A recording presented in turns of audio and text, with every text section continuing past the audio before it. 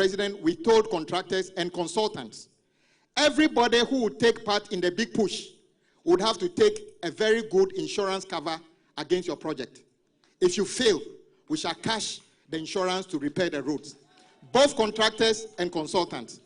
And Mr. President, we beg, if any contractor runs to you that we are being tough on him, tell him to go back to site and work, because we shall never be tough on you for nothing. We will only ask you to do the right thing. So all contractors, we are your friends, but you will have to do the work. Let's, once in the lifetime of Ghana, let us do something that we are all proud of. Build roads that last. All those stuck in traffic from... There are a few wheelbarrow contractors who have come to me. Oh, I hear they're distributing projects under the big push. I want one. I said, my friend, this is not for wheelbarrow contractors. You are my friend, but I won't give you because it's not for wheelbarrow contractors. On this road, as I said, it's Oswald Investments Limited. And I can say with my hand on my heart that he is one of our best local contractors.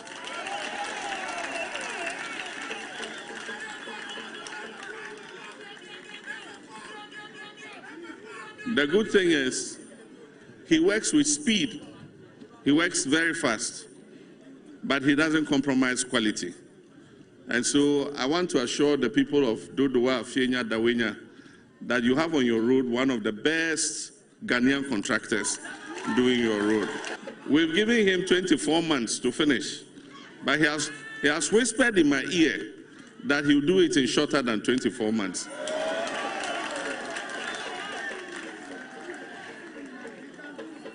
And I want to assure him that payment will not be a problem.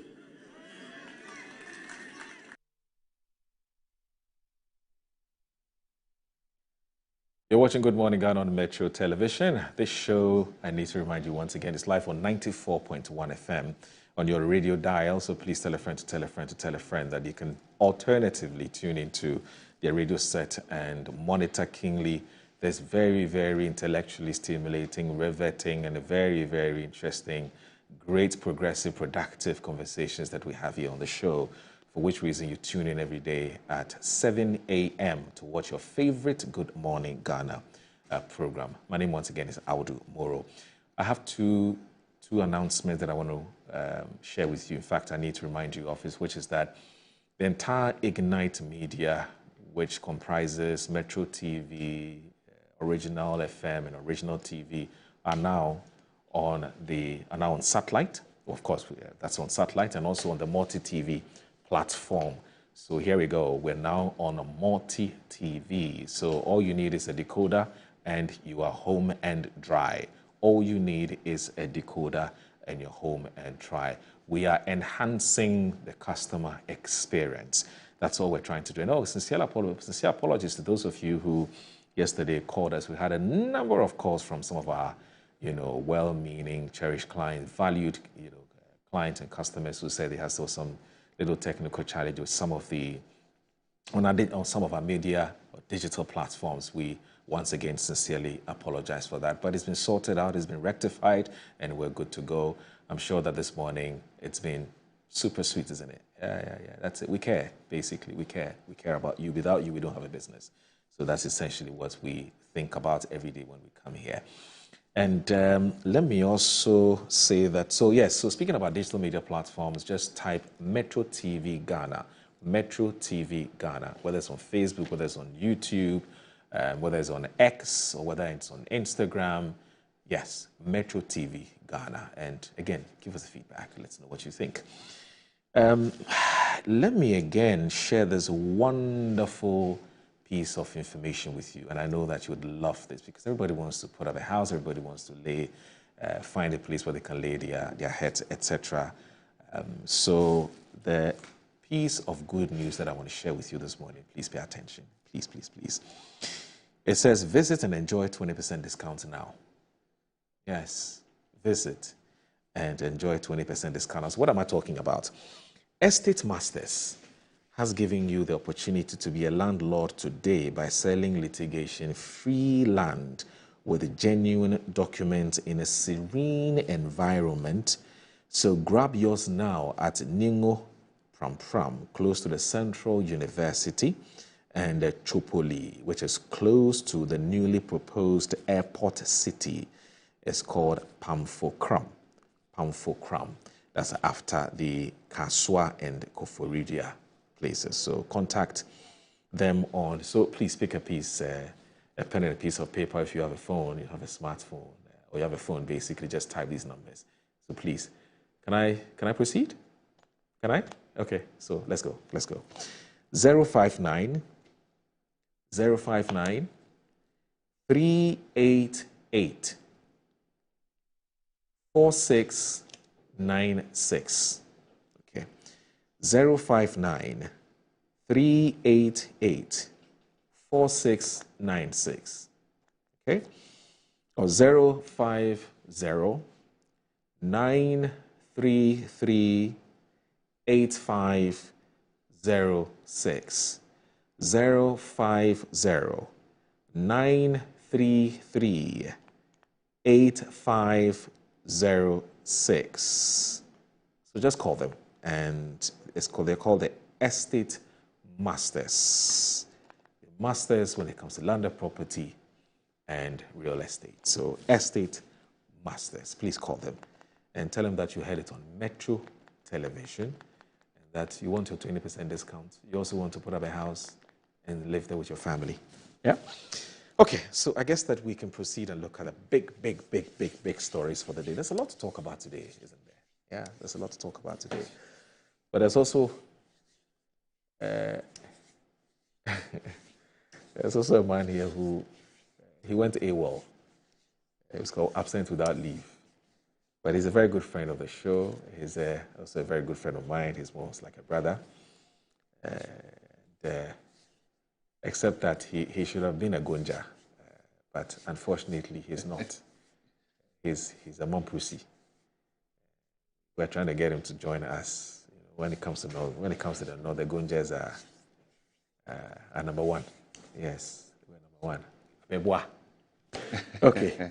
So I'm talking about Ishaq Ibrahim. Ishaq Ibrahim is a paralegal, a practitioner. He's also a teacher of the law at UPSA and also a member of the NPP's legal directorate. But of course, when duty calls, he speaks for the party. So he's here. Ishaq. Yes. Awogi. Thank you very much. Assalamu alaikum. Wa alaikum salam. It's my pleasure of being here. Yes. Good morning to you and good morning to the good people of Ghana. And I hope you're doing very well. Yes. Unfortunately, I have some news to disappoint you. Okay. I think even though I might not be a Gonja by tribe, yes, I have very special association with Gonjas. Okay. You may not know I attended my secondary school in the Gonja land. Okay. Salaga. Okay. And I actually wrote Gonja in secondary school. That's wonderful. And I can speak Gonja to some extent. Okay. Yes. But though when I speak, they say I speak academic Gonja. So whatever that means. What's academic Gonja? Yes. So we're meant to learn some phrases which was quite interesting. Munam wale, bom wale. Okay. Munam kukacha. Okay. And sometimes you have to memorize this into. What did you just say? So munam wale is something like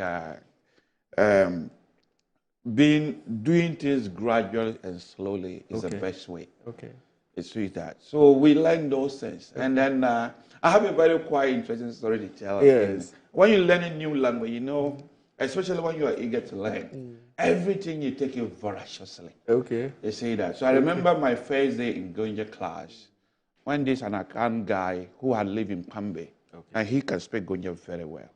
He actually put me into trouble in my quest to learn Gonja very quickly. So the teacher asked questions, and I was eager to know the answer and to tell the teacher. Excuse me, this is early morning. Okay. But people who speak Gonja will know. Okay. So the guy told me the answer to that question was Kitipo Bilga. Okay. I don't know whether you understand it. What does that mean? Oh, yes. So I can't mention in daylight TV, but the Gonjas understand it. Okay. So when I say you can euphemize it. use euphemism. I mean, use some word to. I think it's just vulgar that. Oh, okay. So he said Ketepo vulgar. So when I said that, the Gonja teacher was very angry. He asked me to fetch 100 buckets of gravel. Wow. So I really That's your punishment. This was a serious offense. So later, when I found out from my Gonja friends, what does this mean? Yes.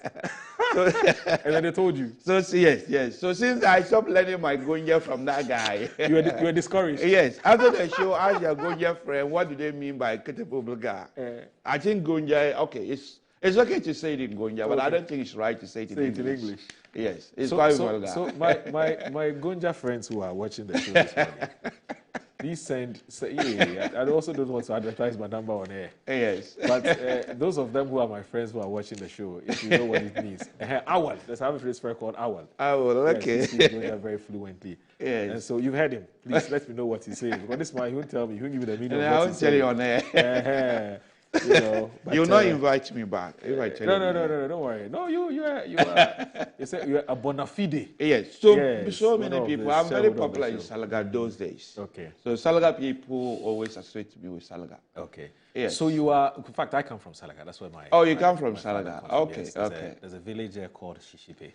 Shishipe. Yeah, that's okay. Shishipe. That's where my family comes from. Okay. Okay.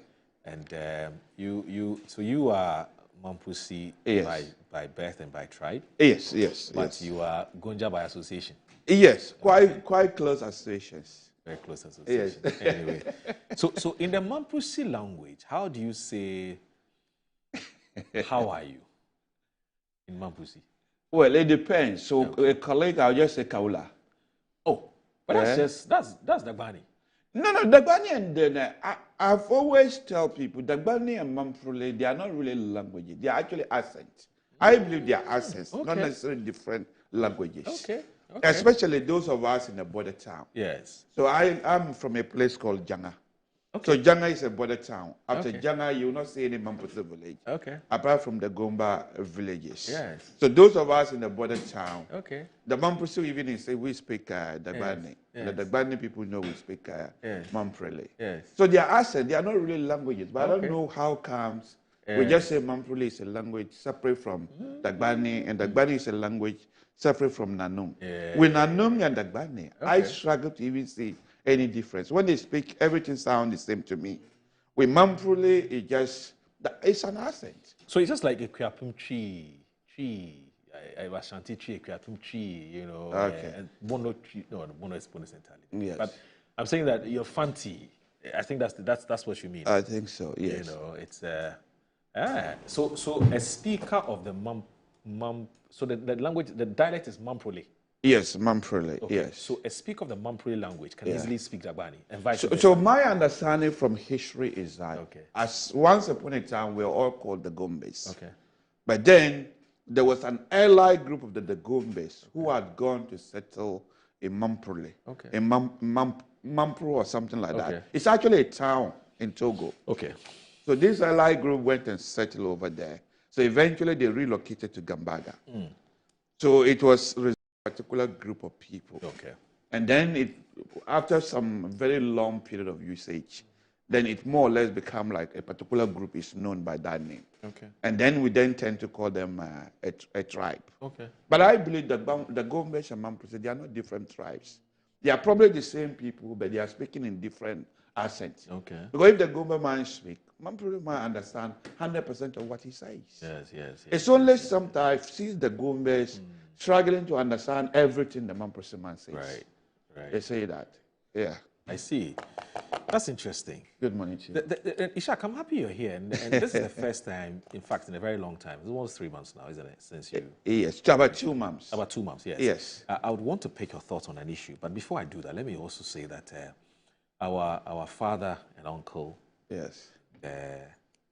statesman, and also a journalist, I'm talking about Mr. Kwesi Pratt Jr. Now, I've stopped calling him the managing editor because the other day he drew my attention and said, look, the paper is on his own now, so I don't exercise any editorial discretion when it comes to my newspaper. So now his new title is statesman and journalist. Because as with journalism, till death do the two of them part. Good morning, sir, and thank you so very much for joining us on the show. And I hope you're doing very well, the family, everybody. Yeah. that's fine. But let me also congratulate you. You know, you pulled it off. Ejebo, Ejaba.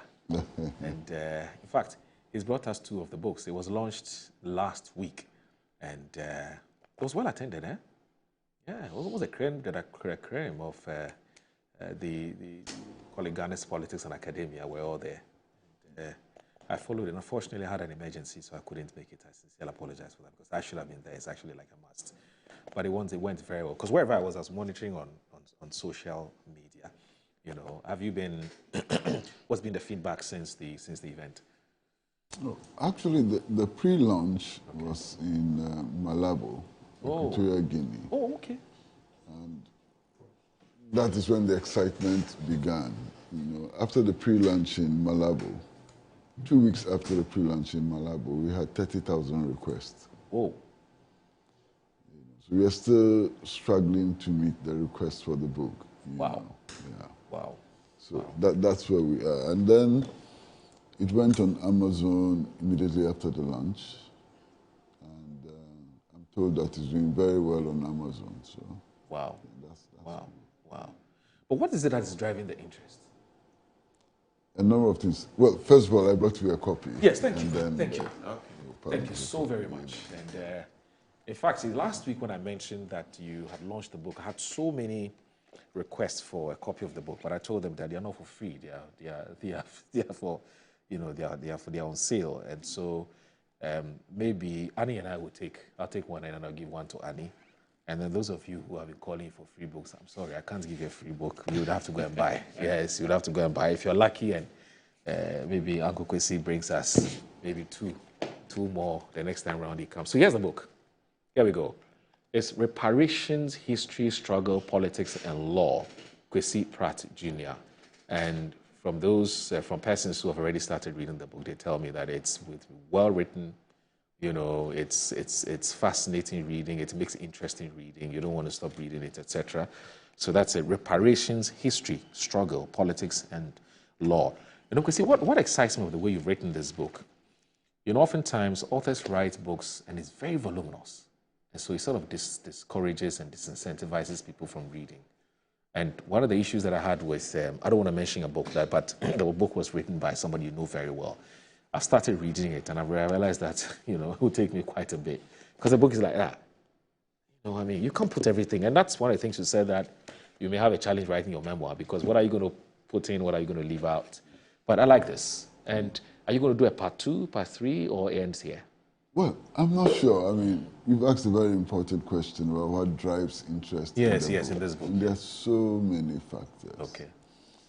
The first important factor, perhaps the most important factor, is that President John Dramani Mahama wrote the foreword. Right. And to get a president to write a foreword to your book, it's way out there, you know. And then he didn't just write the foreword. He personally distributed it to his colleague heads of states. Oh, okay. At the AU summit. And as he said at the launching of the book, they asked for autographs and he autographed it. So that took it to an entirely new level. I was also at the ministerial meeting of the AU, the foreign ministerial meeting of the AU review meeting. And then there was excitement among the foreign ministers. Everybody wanted a copy and so on, you know. So there was some general excitement was created with the AU forum. And then I introduced it to ECOSOC, which is a platform, you know, social platform for the AU and so on. And it did very well there. So that sort of kicked it off, you know. Then beyond that is the fact that reparations had been a very contentious issue.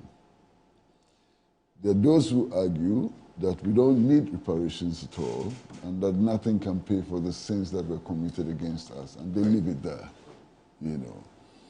And most of those were Marxists, you know, who said, look, what we need to do is to intensify the class struggle, to overthrow the capitalist system, and so on. So that was one set of arguments.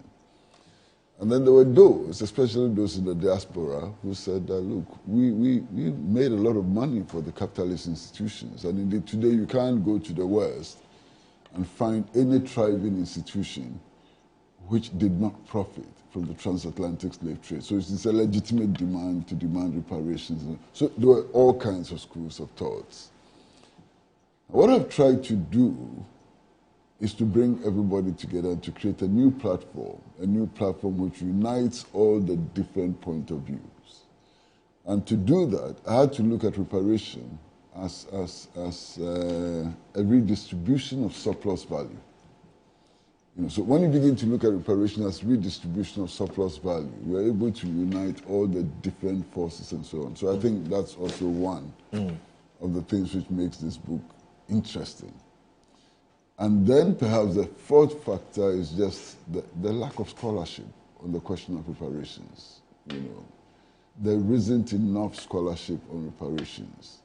So any attempt, right now I was really surprised. The Pan-African Lawyers Union organized a meeting in South Africa, in Joburg. The Pan-African Lawyers Union and then the University of Witwatersrand in Johannesburg organized a meeting to review the case for reparations and to see if we could take it to the African Court of Human Rights and Justice and so on. They invited me and I was surprised, I went into the room and I was the only person without a title. Everybody came with a huge title. I was the only one without a title. And it turned out that they had begun considering me as an expert. So I said to myself, how easy to be an expert? All you have to do is to write a small book and then you become an expert. But you are an expert. Well, I don't think I am. There's a legal definition of expert. So experts can be somebody who have acquired academic knowledge or years of experience. To the extent that you have written a book, you are an expert. Oh my goodness. So that is also interesting. All of a sudden, I'm supposed to have become an expert. So, and there's something else that I wouldn't say. You know Chrissy's problem? Yeah. Chrissy's problem is modesty and humility. It's very modest. It's killing this, my father. No, you have to be realistic. Moro, you have to be realistic about yourself. Yeah.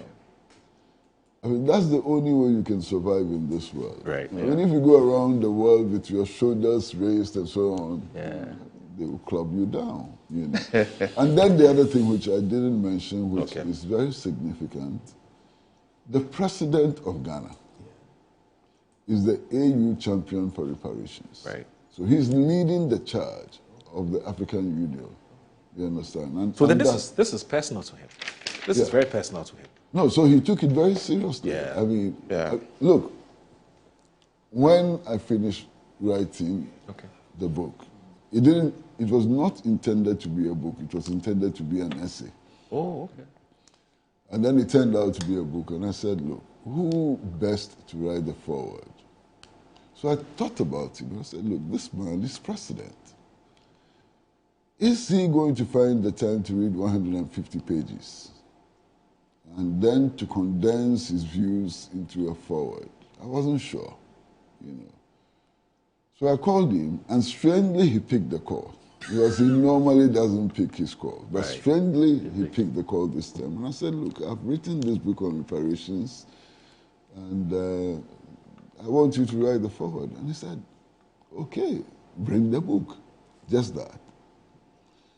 So I submitted the book, the manuscript, and then I was wondering, when is the president going to have time to read it, and so on. And then in 2 weeks, I get a call from Dr. Callistus Mahama, and he says the foreword is ready.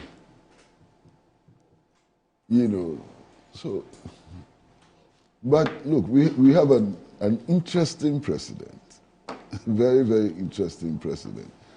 Like him, hate him, or whatever, you cannot run away from the fact that he's somebody who takes his brief seriously.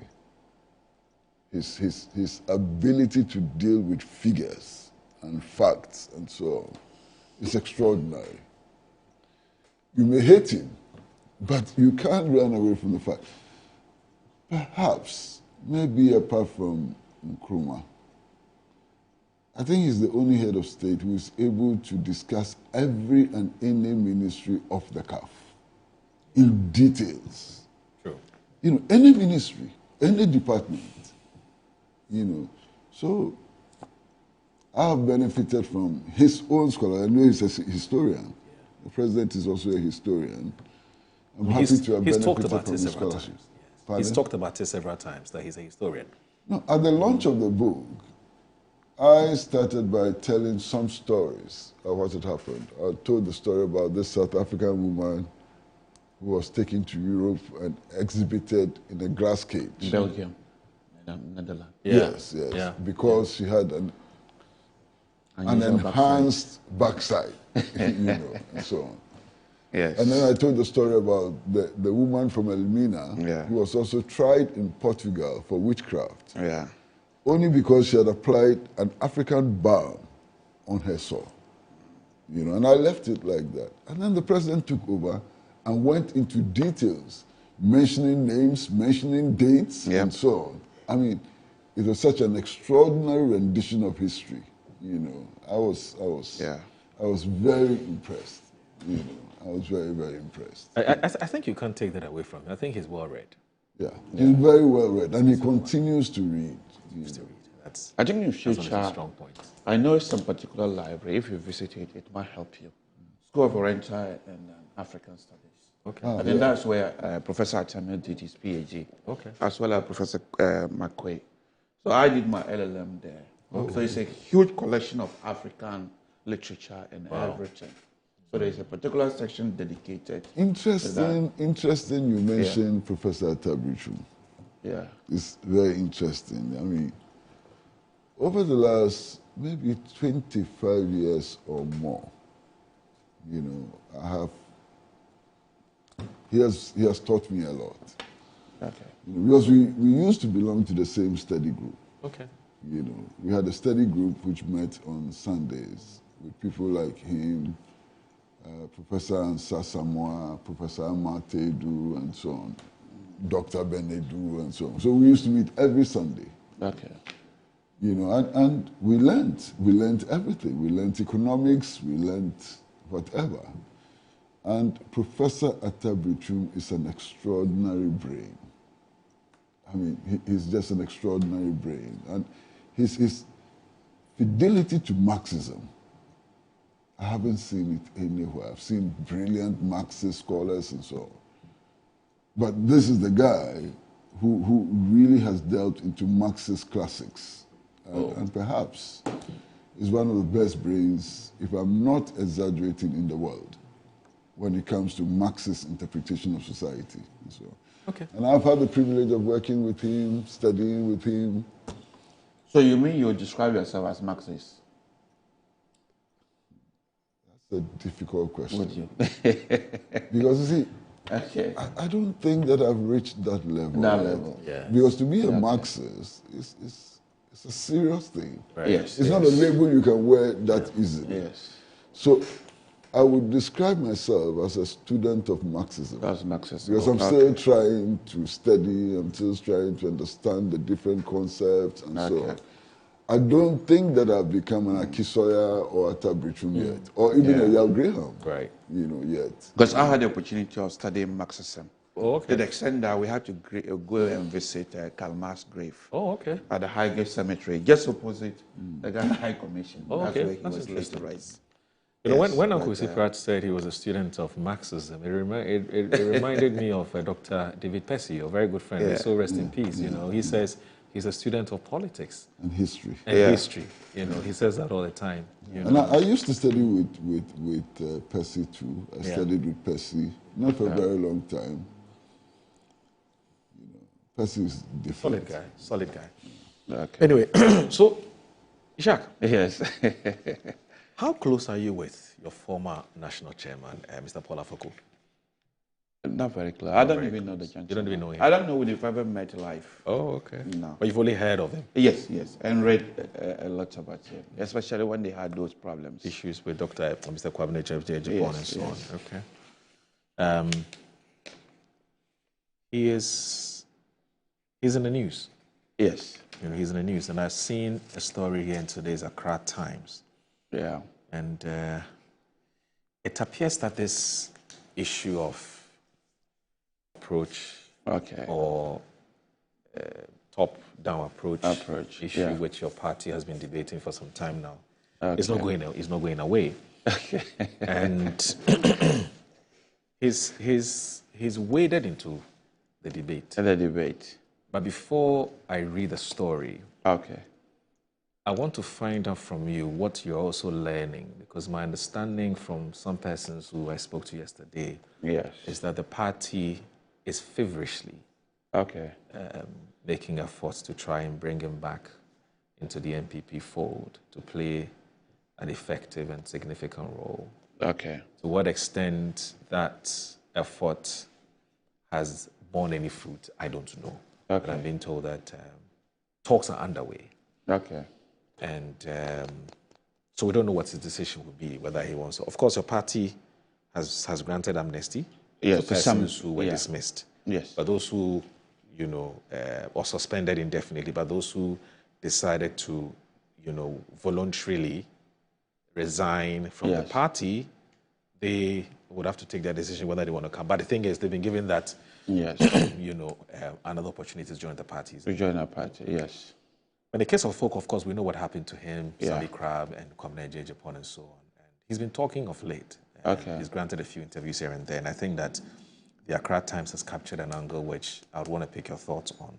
And I don't recall if we've had a conversation around this topic, so I'll pick your thoughts on that. But it's about, he says, don't build the party from the top.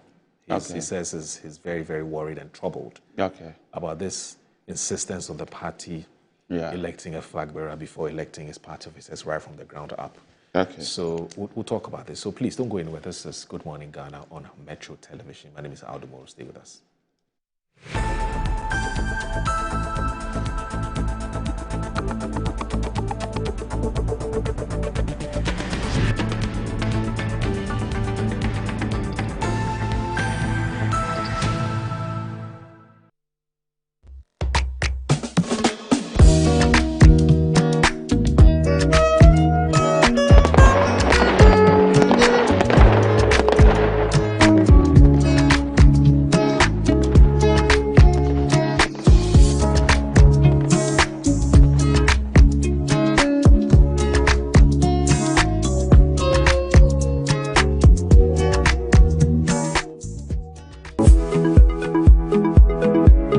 Sometimes the unexpected happens and the hero falls down in his own story. But he needs not stay down for long.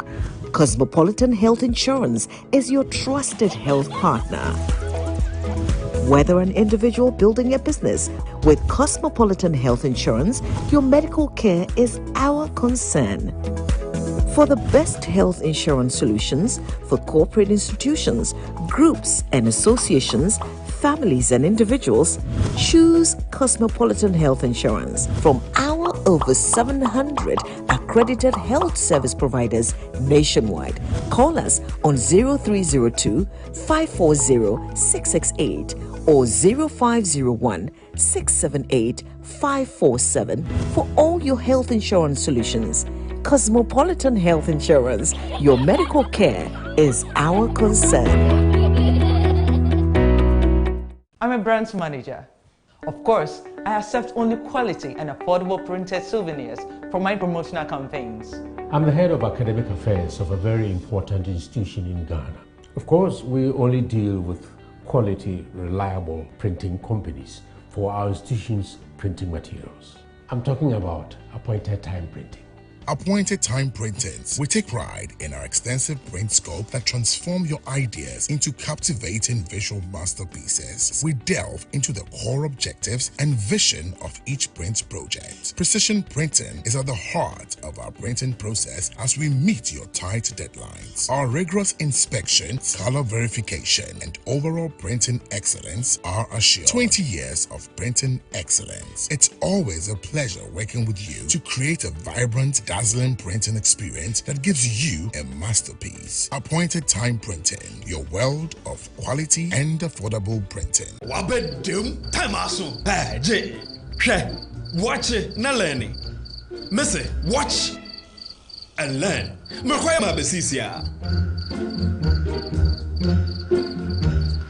Abos zege. Akache say no ya konate and the more drink woman. Hey. But I tell me. Oh, sorry. She knew her old days. Eji. Dabio, baby wom. Ready. Hey, baby wom. Ah, Eji.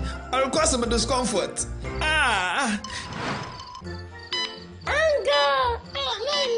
Sorry, well, uncle, where would I die? Why your funeral? At phone for Aerofield Trading. Sorry, it killed them all. No mum share nanda daya wash mosquito call esudu womunumu. Na say spray with them musa. Try sima edronum ansana ko dynamo. And Kratoi FDA Ajatum.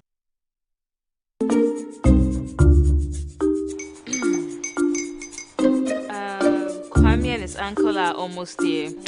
Wait a minute. This one too, your friend Kwame. Wait, Kwame. As in the same Kwame again? Yes, mommy. I'm the second coming. Into all this tension just to reintroduce that broke boy from Kaswa. Why would you deceive the family like this again? Now I understand the whole delay. Troll from Kaswa. Why wouldn't he be late? Or be late? Of course.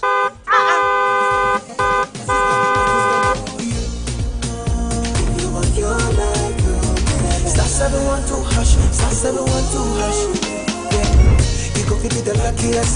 Copy from Georgia be luckiest. From not the cause she be luckiest. Yeah, you go fit be luckiest.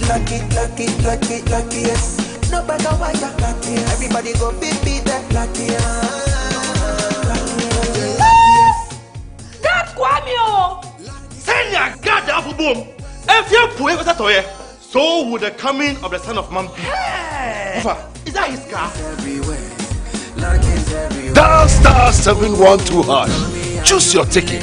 Enter your lucky number. Follow the prompts and let destiny handle the rest. This promotion is regulated by the NLA on the Caritas platform.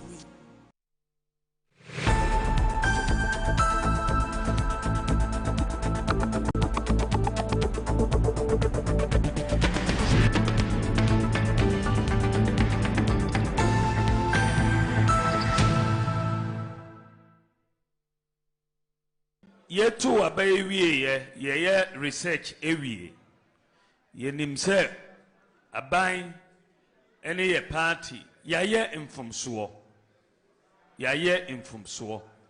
bebre ewo ye governance no mu niema wo ho a afise ye beye yanye ye mebi tu wo ho a ye ya anka ye hu from the background so a ye enti mejina ha ye nyina ha ye ka ho bi.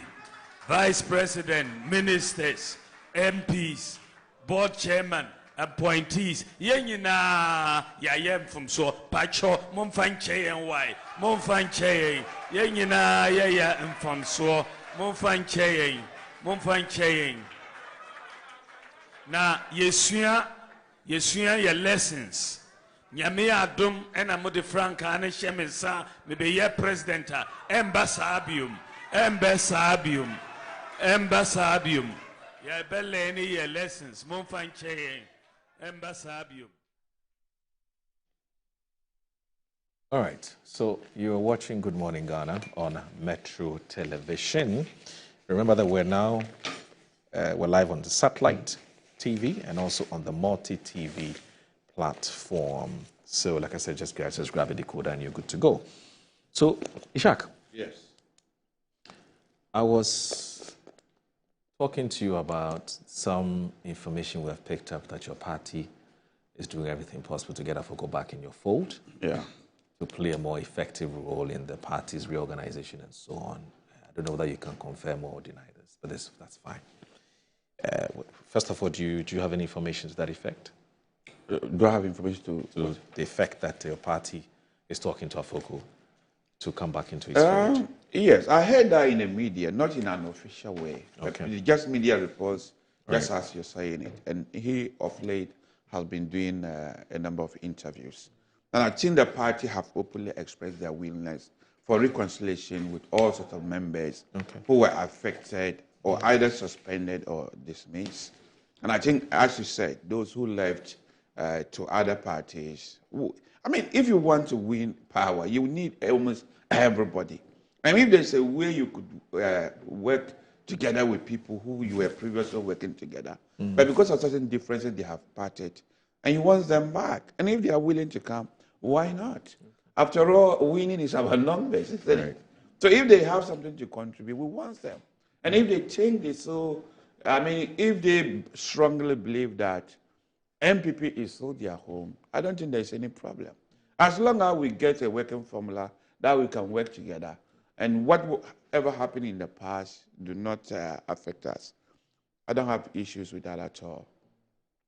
Yeah. Dr. Mahmoud Bawumia himself, I've seen a video where he was basically extending an olive branch to persons who have left the party to come back. Yeah.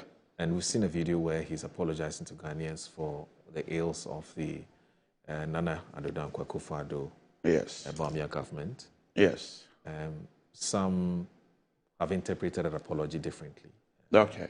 There's some who say he's done a good job, some say apologize for Yes. what? Yes. And why now? You know. Okay. So maybe when I read the story, you can weigh out of that. Whether the all likes of that. Afoko and persons who have been hurt by what the party has Okay. done can take advantage of this apology, whether it will extend to all of them. So Okay. let me look at that story. So Simon Avabe Agianab, he's also the dean of the Parliamentary Press Corps. Okay. And he's also the editor of this newspaper, and he's captured the story here. Yeah. He's a former national chairman of the New Patriotic Party, Mr. Wintami Paul Afoko, has cautioned the party to reconsider its decision to elect a flag bearer before conducting constituency, regional, and national executive elections. He says he argued that the party is attempting to build a huge structure without a solid foundation. Okay. According to him, if the NPP proceeds to elect a flag bearer first, it will be difficult for the subsequent elected executives to accept a leader they did not help to choose and trust. Speaking on United Television's UTV in Punimpu, I hope I got the pronunciation correctly, Mr. Afoko said the current party structure is disconnected from the grassroots as well as the elders of the party. He asserted that the NPP is currently a headless party due to the executive's refusal to consistently consult party elders when talking serious decisions. He noted that complaints from former President John Ejekun Kufuor and other senior figures are not listened to, reflect poorly on the party. He, therefore, urged the party leadership to seek counsel from respected elders, such as the former President Kufuor, Mr. Kojo Pienim, Dr. Nyaho Tamaklo, Dr. Charles Rekobrobe, Mr. J. Dakun, among others. He warned that failure to tap wisdom from those notable figures would lead the party nowhere. According to him, the bottom-up approach in electing party officers remains the best way to unite the grassroots. Yeah. He cited the recent general elections where the party recorded 0 votes in about 30 polling stations despite having executives in place as evidence of a structural disconnect. Okay. Why should and I'm quoting him, why should the same polling station executives who refused to vote in the last general election now be made to choose a flag bearer for the party? He quizzed, adding that who builds a house starting from the roof? The process must begin with the foundation before the roofing. Mr. Afoko stressed that the bottom-up approach has over the years produced 2 presidents for the NPP, questioning why the current leadership would discard such a proven process in favor of an unfamiliar one. He also criticized the party's decision to conceal Professor Michael Quay's report, which, according to him, indicts several officers, including some current executives. Responding to calls for him to support any of the flag bearer hopefuls, Mr. Afoko firmly rejected them, stating them as a former national executive. He strongly disagrees with the tactics and maneuvering being employed to prioritize the flag bearership election over the election of polling station, except constituency, regional, and national officers. Now, reflecting on his suspension, Mr. Afoko said, fortunately for the NPP, he and his team had laid the groundwork before his exit, which enabled the party to win the 2016 elections. Without him, although he admits he was unfairly treated, he said he harbors no grudge. So that's in today's Accra Times. What do you make of this? I mean, this man is a big figure. He's a stalwart. Yes. Politically. Yes. There are a number of things that has been said over there. I'm going to disagree with him, especially the polling stations that he said because of the disconnect. Right. We recorded 0 in certain places. Okay. I have some personal knowledge about those polling stations. I'll speak to them. But whether the bottom-up approach is the best approach, yes, the conventional way of doing things had always been the bottom-up approach. The party have done that consistently for a very long time.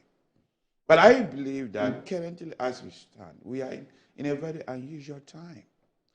Look, immediately after the election, you can see how we're almost holding each other's throats. Look at the number. I don't want to repeat them. I've always believed in issue-based campaign. But look at some of these utterances that are ongoing. And I believe if we do not elect our flag bearer now, and if we want to wait until a year to election or 1.5 years to election, it could be that we may not be able to reconcile the leadership after, those various fashion after a leadership race. We may have problem in reconciling them. And I believe without proper reconciliation, if we get to general election, we may have problems. So I believe early election, whether January should be the earliest we should do it. I am not just saying that. But the party have looked through to this.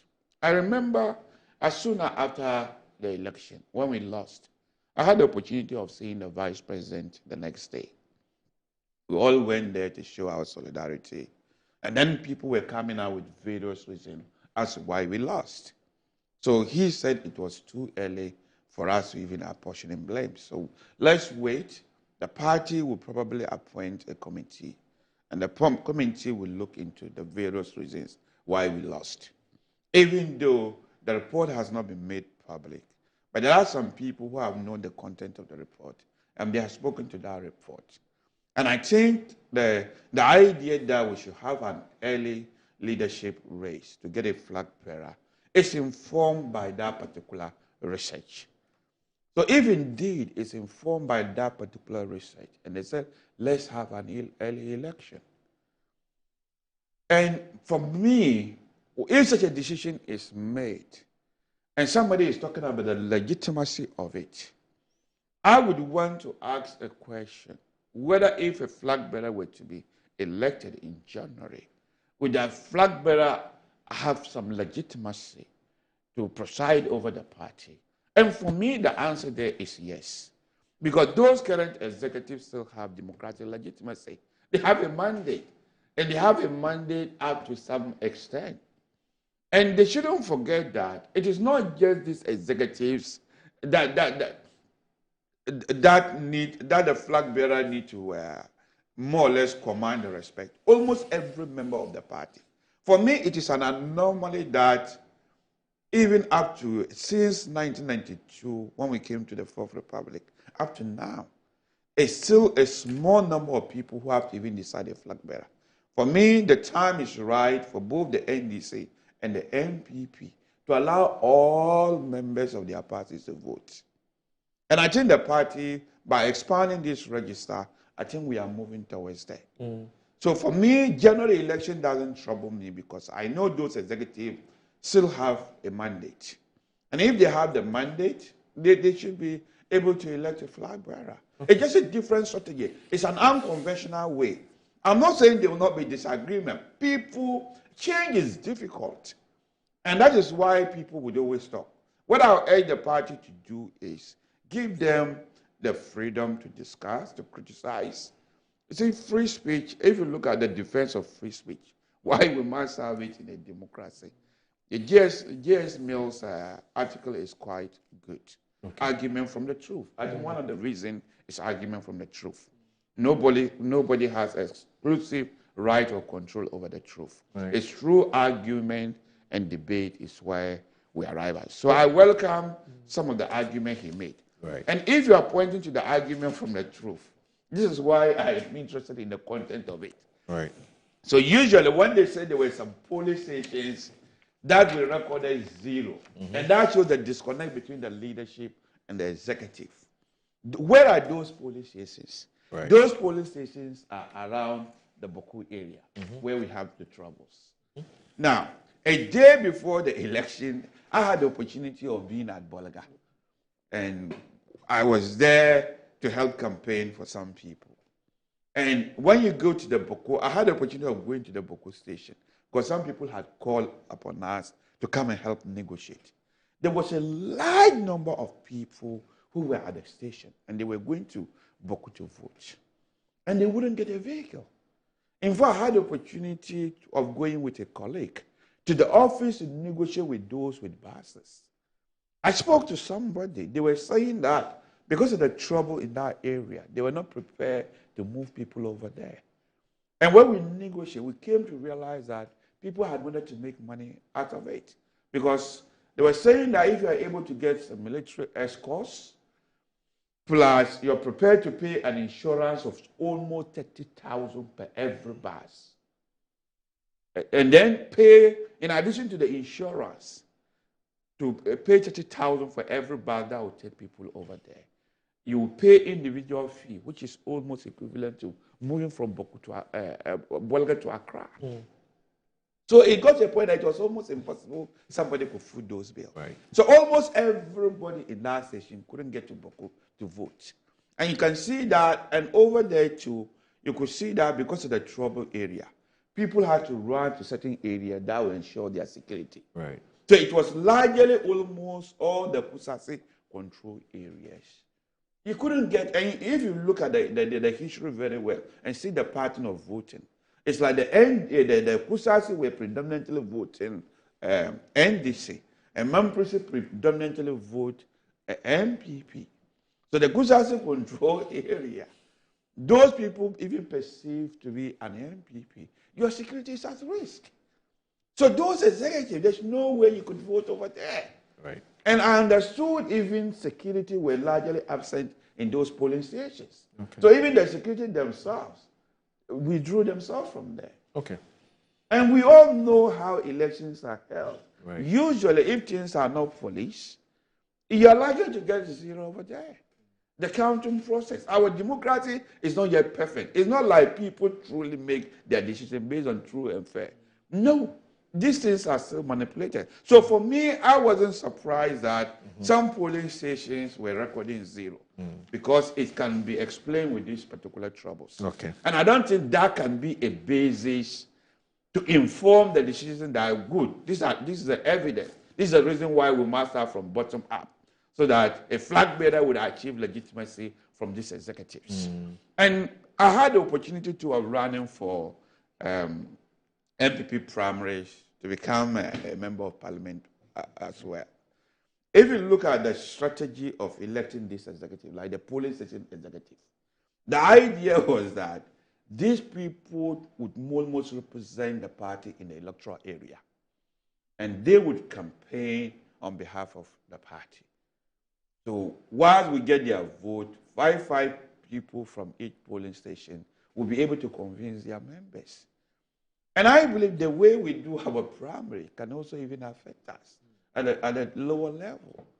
So sometimes, maybe if you are the aspirant, you come, you meet only 5 people.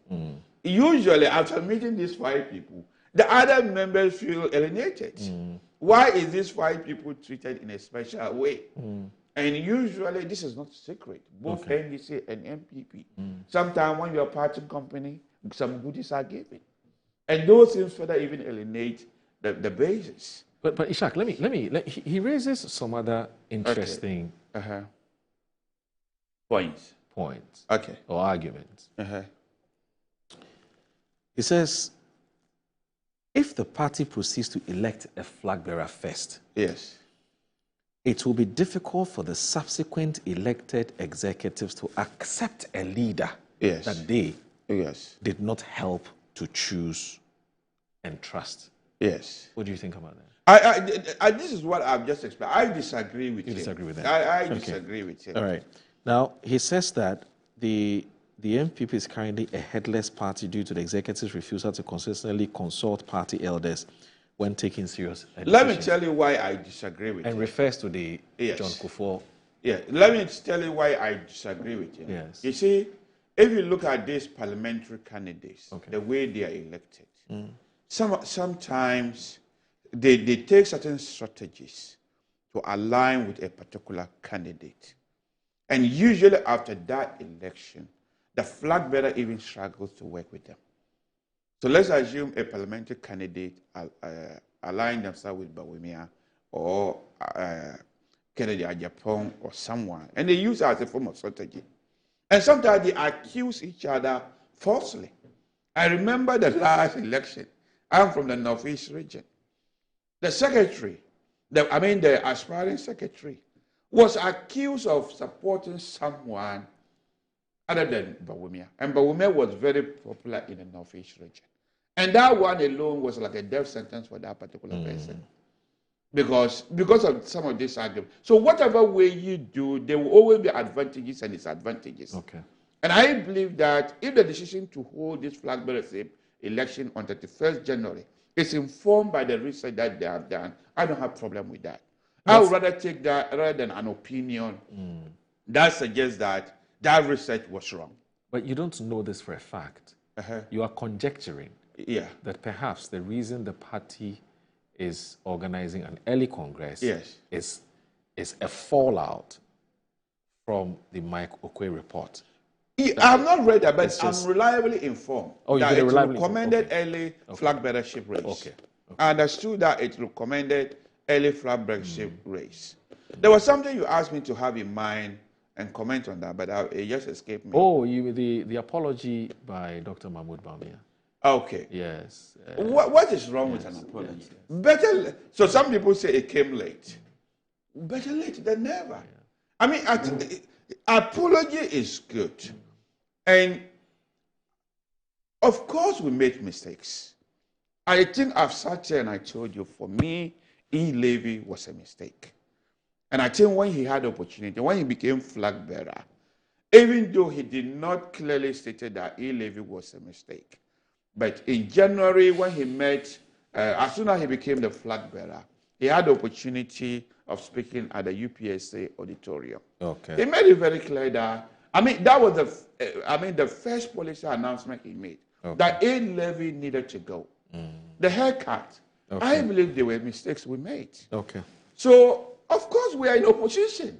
I mean, if you do not accept that you have made certain mistakes when you are in opposition, then you're already having problems. Right. The ability to identify your problems is part of the solutions. Okay. And for him, if he apologizes, the criticism, I have not heard that people are criticizing him for the apology. Okay. What I've heard is that he's only apologizing on his behalf, and other people, why didn't he apologize on behalf of the president? Okay.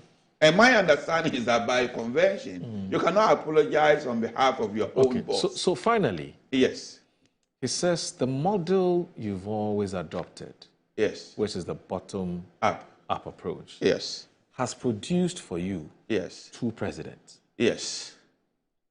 Why do you abandon a model that works and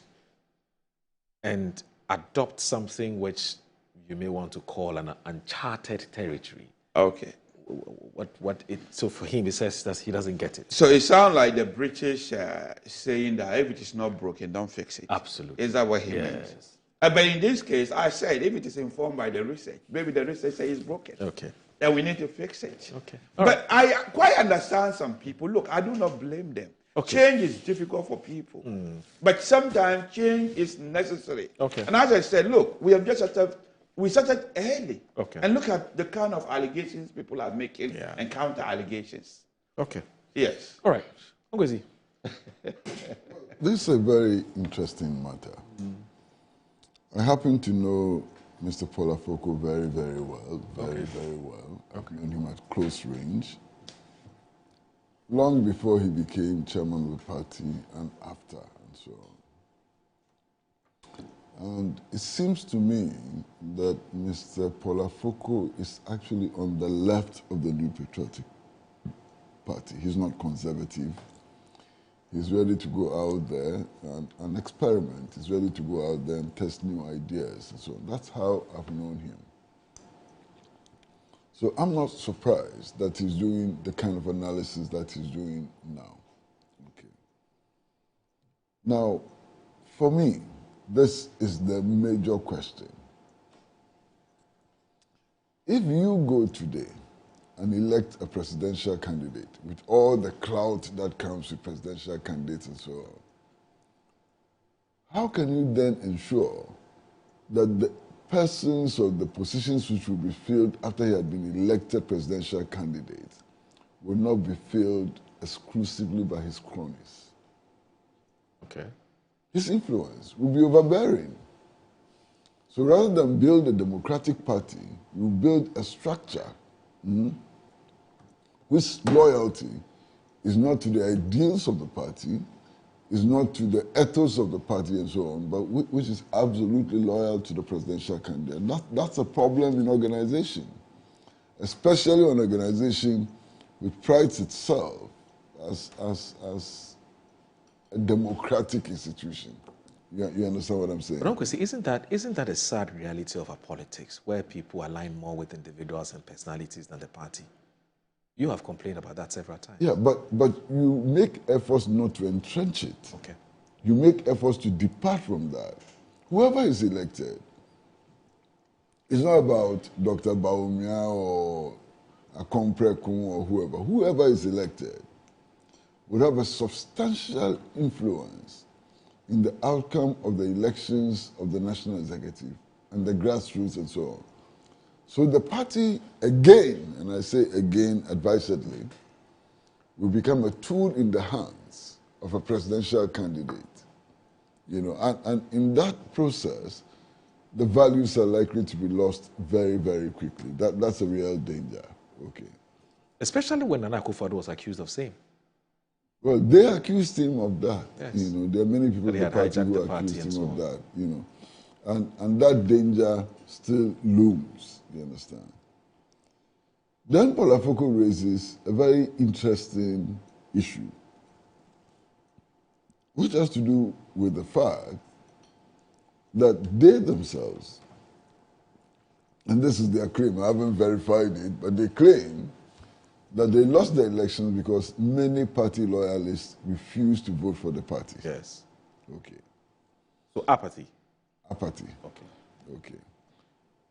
And then I've listened to my brother's explanation about the zeros which were scored in some polling stations and so on, but it's still strange. I mean, the explanation is not sufficient.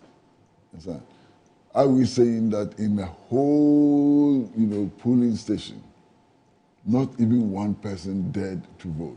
I mean, that's a problem. But not even the polling executives. Yes. Not even the polling agents. Yes. Because there were polling agents who were that's sitting true. there Yes. in the name of the party. They didn't vote. Okay. Now, if that is the case, why would you use the same structure to elect a presidential candidate? Why would you use the same structure which apparently rejected a presidential candidate, to elect a presidential candidate for a major crucial election? Wrong, see, minds can change. No doubt.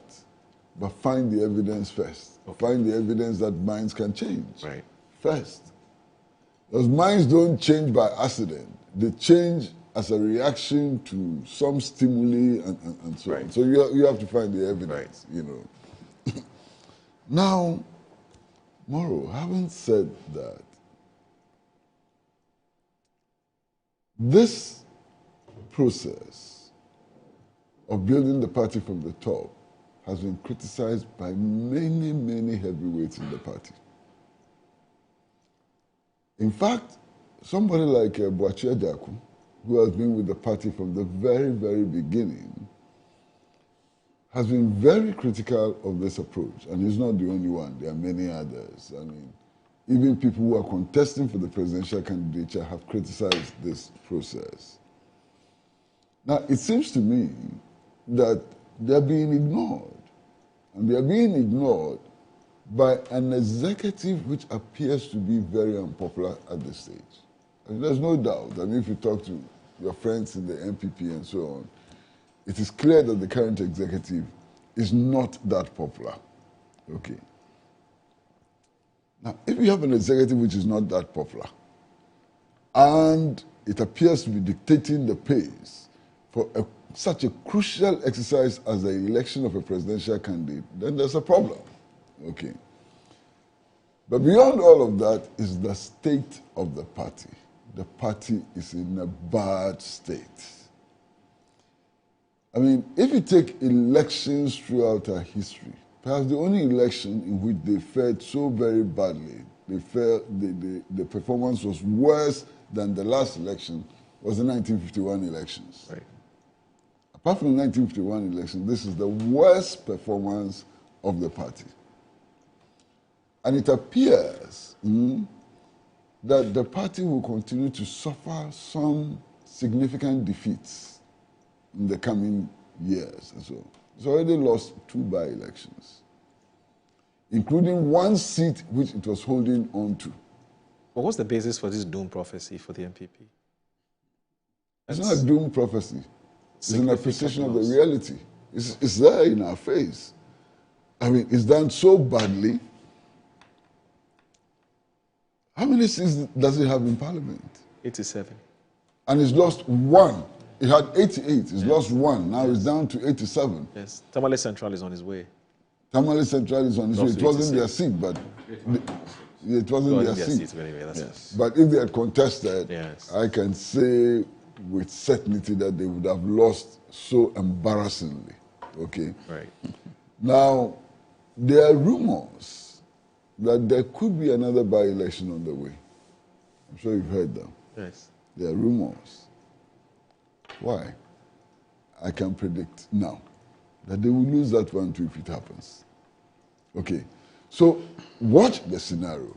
This horrible performance in an election, and everybody agrees. I mean, there's no dispute about that at all. Everybody agrees that the performance was very bad. We just heard the clip of the presidential candidate himself. I mean, the results were very bad. It was horrible. And it appears to be going down and down and down, the popularity of the parties. You need to do something extraordinary to jack up public confidence in the party. But that's what Dr. Bamia started. He's apologizing. He says he's so sorry. He started it. It's as if he knew that you're going to advise the party to do this. He started. He's going around apologizing. First of all, what is he apologizing for? Do you have any idea? He hasn't told us exactly what he's apologizing for. Well, don't act exactly. He hasn't told us anything about why he's apologizing. Yes. That's number 1. Number 2. He only said the party's done a lot of wrong things they could have done, they couldn't do. Number 2. Yes. Just a few months ago, 2-3 months ago, he was saying that he lost because he was a first-timer. Yes. And that in Ghana, it's normal for first-timers to lose. True. That doesn't jive with what he has just said, does it? Huh? Before then, the claim was that even your Kwame Nkrumah couldn't do as better as we have done. True. So, what is the true position? What is the true position? I don't know. Maybe it's a combination of all those factors. Oh, then we should be told. We should be told that... He's giving us a list of them. 1, he's a first-timer. 2, they wronged Ghanaians. We don't know what the other reasons And that is factual. Especially our party. And it is also factual that this is the best performing government in our history. If this is the best performing government in our history, why the apology? That's a legitimate question. Yeah, if this is the best performing government in our history, even your Kwame Nkrumah doesn't come anywhere near, then why the apology? You understand? So I think that this party needs to have people who are sober, who are reflective, who can imagine, and who can design a better future for the party. And it is interesting that Paul Afoko has said it. Yes. Many others have said it. Even former President Kufuor himself has hinted at it, that they don't seek advice from them, what they say doesn't matter, and so on. And they are not the only people saying that. I mean, somebody like Mr. Kwame Pienim, you know, feels neglected, and so on. How do you build a party which is in this state to the point where it can win an election, you know, and so on? I don't know. But the party is on its way down. In fact, in the words of former President Kufuor, again, he's saying that the party risks becoming like the CPP. That's what he said. Right. Is that not what former President Kufuor said? Yep, he said it. Fact. Do I know better than former President Kufuor? I don't. Jacques. Yes. Any quick reaction so we can move on? Look, this is a change. As I said, the conventional way is not followed. We always have people, no matter what you do, you always have people who will criticize it. For me, if it was informed by the research, by these eminent people, and these people have democratic legitimacy? That would be my question. Do they have the democratic legitimacy to vote? I think they still have mandate. I don't have problem with that. It's a strategy people will not understand. We don't expect everybody to accept it. It could be a strategy. So if it is a strategy, and for me, what it will work for me is early reconciliation after the leadership race. We'll have enough time to reconcile people. And I believe if NPP is united, we can win the next election. Yeah, but Kwesi raises a very... Yes. Something which is very, very significant. And I'm sure you are aware. Okay. Even those who are contesting the election, and many others, are saying that, look, all of this arrangement is deliberately put together in order to ensure the victory of only one person. You've heard it, haven't you? Yes, some people have criticized that. But have you seen video clips? I've seen video clips of the General Secretary saying very good things about Canada and Japan. People could equally read that to say that he favored Canada and Japan. These allegations would always be there, especially if you don't like it. Do you know that even our Congress, when we're about to have that Congress at the Legon Stadium, people are tempted to even inject it. And it would turn out that it was even fake because the guy details they use is actually somebody from my town who later denied, no, it wasn't him. You always have people disagreeing. But I believe that it is just a matter because we're going for an election. After election, people will find a way to reconcile. Okay. I think people will accept it. And sir, don't you also think that one of the problems that the party is having is simply because people in leadership positions are quick to declare support for candidates? Don't you think that that's a huge problem? Yeah, I agree with you. But it is not just our party alone. It's a phenomenon in Ghanaian politics. It was the same way John Mahama during their time. Yes. Some people were not happy. You remember during their leadership race, somebody had to pull out of the party and they brought the person back. It's a phenomenon. Who was that? What is his name? Is it the former finance? No, he never pulled out of the I party. say, oh, well, whatever be the case, he wasn't happy. And Massa, let's be honest. Okay. You know, I mean, the former finance minister, I'm sure you're talking about Dr. Dufour. Yes, yes. Dr. Dufour, more or less, is beyond friendship. My relationship with Dr. Dufour is beyond friendship. Okay. And from the very beginning, I told him, and I said it publicly, that he didn't have a dog's chance of winning the elections. You told him in his face. I told him. It even led to some, some hiccups in our relationship and so on. But be honest with yourself. Yes. It was so obvious. I don't see why he couldn't see it and why his supporters couldn't see it. That was not a serious challenge. Yeah, but it was just a side point I wanted to make. The point I want to make is that some executives are driven by interest. For me, that is wrong. Especially if you contest, as I said, I have contested primaries and I have made donations to my constituency. So let's assume you've made donation and you pay your party dues. And then you've later realized that all the executives are tilting towards one person. To the point that if you want to meet some group, the executive try to deny you. Obviously, it's a human thing. You will not be happy about it.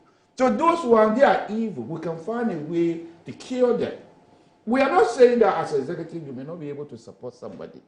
But if you are using the party machinery or party resources to favor one particular person, these are evils both parties suffer. And we have to find a way. Are you happy with the situation where your parliamentarians troop to one candidate's house and say, we are declaring support for you? Are you happy with that situation? Even it's their right. Even the spokespersons, when they come on this show. Political, yes, the spokespersons of the party. Belong to this camp or that camp. Yeah, spokespersons of the party. They have declared. I think that one, like me as a communicator, yes. Bawumia is my favorite. I want him to become the president. There's nothing wrong in a democracy where you pick a side. And I think it's actually good democracy. I'm talking about people who have leaders of the party. For them, I want them to be fair to everybody. But if I'm a parliamentarian, like national chairman, national yes, vice for chairman, them, yes, for them, general yes. secretary, but what I'm saying, minority leader. It is not only minority leader. I think the minority leader hasn't picked a side. Yeah, but I'm saying that he should belong to the category of people who cannot be pledging support to candidates. No, so I think the minority leader. So that's how you but he hasn't publicly aligned. He hasn't. No, I haven't said that he has. Yes, I'm saying that he should belong to the category who cannot be declaring support for candidates. Perhaps, yes. Regional chairman should not. Okay. So that's why I say should these not. things are driven by individual interests. These are some of the egos. No, he's not disputing that. What he's saying is that let your interest stay there. Don't I know. So we have to find a way of curing them. But for parliamentary candidate, former district chief executive, municipal chief executive, I don't see any problem with it. They are allowed to pick a side. Those are former and if they want to do it, you mean former MMDCs? Yes, former ones. Well, we don't have current ones. Yeah, if the current one wants to come and support them, but here's the thing. But as spokespersons, an NPP person is watching you.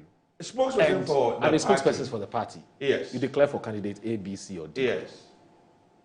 How do you want them to take? You mean communicators for the party? I'm talking about, yes. When I said, like myself, yes. So you're a spokesperson for the as a member of the legal directorate. Yes.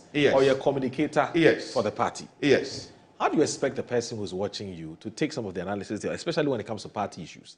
I think very well where you belong. Giving us that freedom that you can support whoever you like. Publicly. I've seen people sitting down here declaring support for Brian Achampong. Yes. People supporting Kennedy Ajapong. Yes. For me, as long as you do not discriminate by saying that maybe only Kennedy Ajapong people should go to Good Morning Ghana, but many people cannot go, or Brian Achampong people cannot go, then that will be a problem. Okay. But if everybody is given the equal opportunity to go and declare for whoever you want, I don't see any problem with it. If you are within the party... Are you not worried about the mixed messaging? Okay. Because all the candidates don't have the same vision for the party and for the country. Very true. So if, as a party, Yes. you're sending these mixed messages, Yes. what do you think that impact? But that phenomenon is not limited to the NPP. That's the problem. It's both parties. We're discussing the NPP now. Yeah, but what? Let's focus. But on still have in mind that that evil, if you call it evil, it's not limited to the NPP. Almost all the parties suffer from it. And for me, I don't actually see this as an evil if everybody is given equal opportunity to do that. Okay. Only the party structure is where I wouldn't want them to come out and say, we are supporting this. Because at the end of the day, if you elect the person, then people might be very suspicious whether resources were channeled for the benefit of one particular person. Okay. But if an individual person, I'm not connected to the party in any way, other than I'm a strong member, I'm a lecturer. I mean, I should have the freedom to declare my support. Yeah. And I don't even have a vote. Okay. So, all right. Okay. So, let's look at some other issues. Yesterday, there was a big event. There was a big launch. The president himself was there. And I'm talking about the big push. It was one of the major campaign promises of the NDC in the lead up to the 2024 elections. And yesterday, finally, it's been launched. In fact, your party kept asking when the big push was going to be launched. Okay. Of course, in addition to other things that the NDC had promised, which had not been delivered yet, either partially delivered or not delivered yet. Yeah. So today's daily graphic captures that event, and it says that President... So it says the big push project takes off. President Mahama cuts short for 3 major roads. And it says that Alberto Manrio Noretti and Kester Abraham Crunchy says that the government's flagship infrastructure development program, the $10 billion big push aimed at comprehensively addressing the nation's infrastructure deficit, has been launched. And it says that the President John Dramani Mahama, who bear the ambitious initiative to boldly deliver infrastructure to incrementally seal the yawning deficit, launched the initiative yesterday at Titrinu, near the Volta Regional Capital, in the company of Titrinu. Okay. I've just been corrected. It's Titrinu. Yes, Titrinu, near the Volta Regional Capital Hall. Now, in the company of Ministers of State, Regional Security Service, public and civil servants, chiefs and elders of the region, as well as a section of the residents, the President cut the sword for the redevelopment works on the first set of routes under the initiative, the 117-kilometer stretch from Atimpoku in the east region to the Volta region towns of Sekuma through, I think it's Anyuriase. I hope I got that correct. Anyarawasi. Anyarawasi Ho and Denu to Aplawo. Now, President Mahama said the project will serve as a model for other road projects under the initiative. Before a joyous crowd, the president symbolically operated an excavator to mark the beginning of the nationwide road construction and rehabilitation drive, which is expected to expand or to expend at least 13.8 billion cedis this year and 30 billion cedis next year until the 10 billion cedis has been expended. Today, we are delivering the bouncing baby, big push, President Mahama said at the national launch event characterized by a festive atmosphere, adding that the Volta region has had some of the most neglected, abandoned roads in the country, and year in, year out, the chiefs have cried for repair and maintenance. The ceremony, Titrinu, was attended by government officials, members of the Volta Regional House of Chiefs, including its president, Togbe Tepre Hodo IV, the Agbogomefia of the Asogli state, Togbe Apede the 14th, and a large number of enthusiastic citizens who share the president's announcement. And he goes ahead to talk about the funding, talks about the local content, talks about the Dodua, Fenya, Dowenya corridor, and so on and so forth. So it's a major project that the president launched yesterday. So I'll start with perhaps Mr. Bessie Pratt. So what do you think? Well, look, I think that the launching of projects are interesting, they're important, they're glamorous, and so on. But ultimately, it's the completion of the projects which are most important. And I have seen many projects launched in this country which didn't go anywhere. So I'm happy that this project has been launched. I want to hope that this project will be completed on schedule and that at the end of the day, the quality of works would last, you know. I believe very strongly that roads are extremely important for national development. And I am one of those who believes that national infrastructure needs to be reoriented. There has to be a reorientation for national infrastructure, including railways, including roads, and so on, you know. So this is a good effort. It's a good beginning. I'm hoping that it will come to a good end. Okay.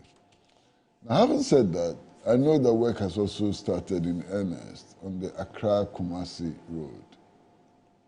Moro, you know the Accra-Kumasi Road. I mean, there's a road on which you could travel for less than 3 hours from Accra to Kumasi. Okay.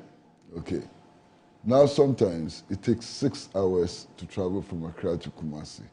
The impact of that on the national economy is huge. Right. You understand? Right.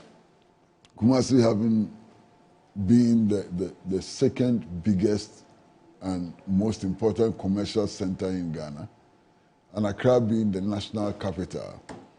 For this short distance, if it takes 6 hours to get to Kumasi, you have a huge problem on your hands, you know.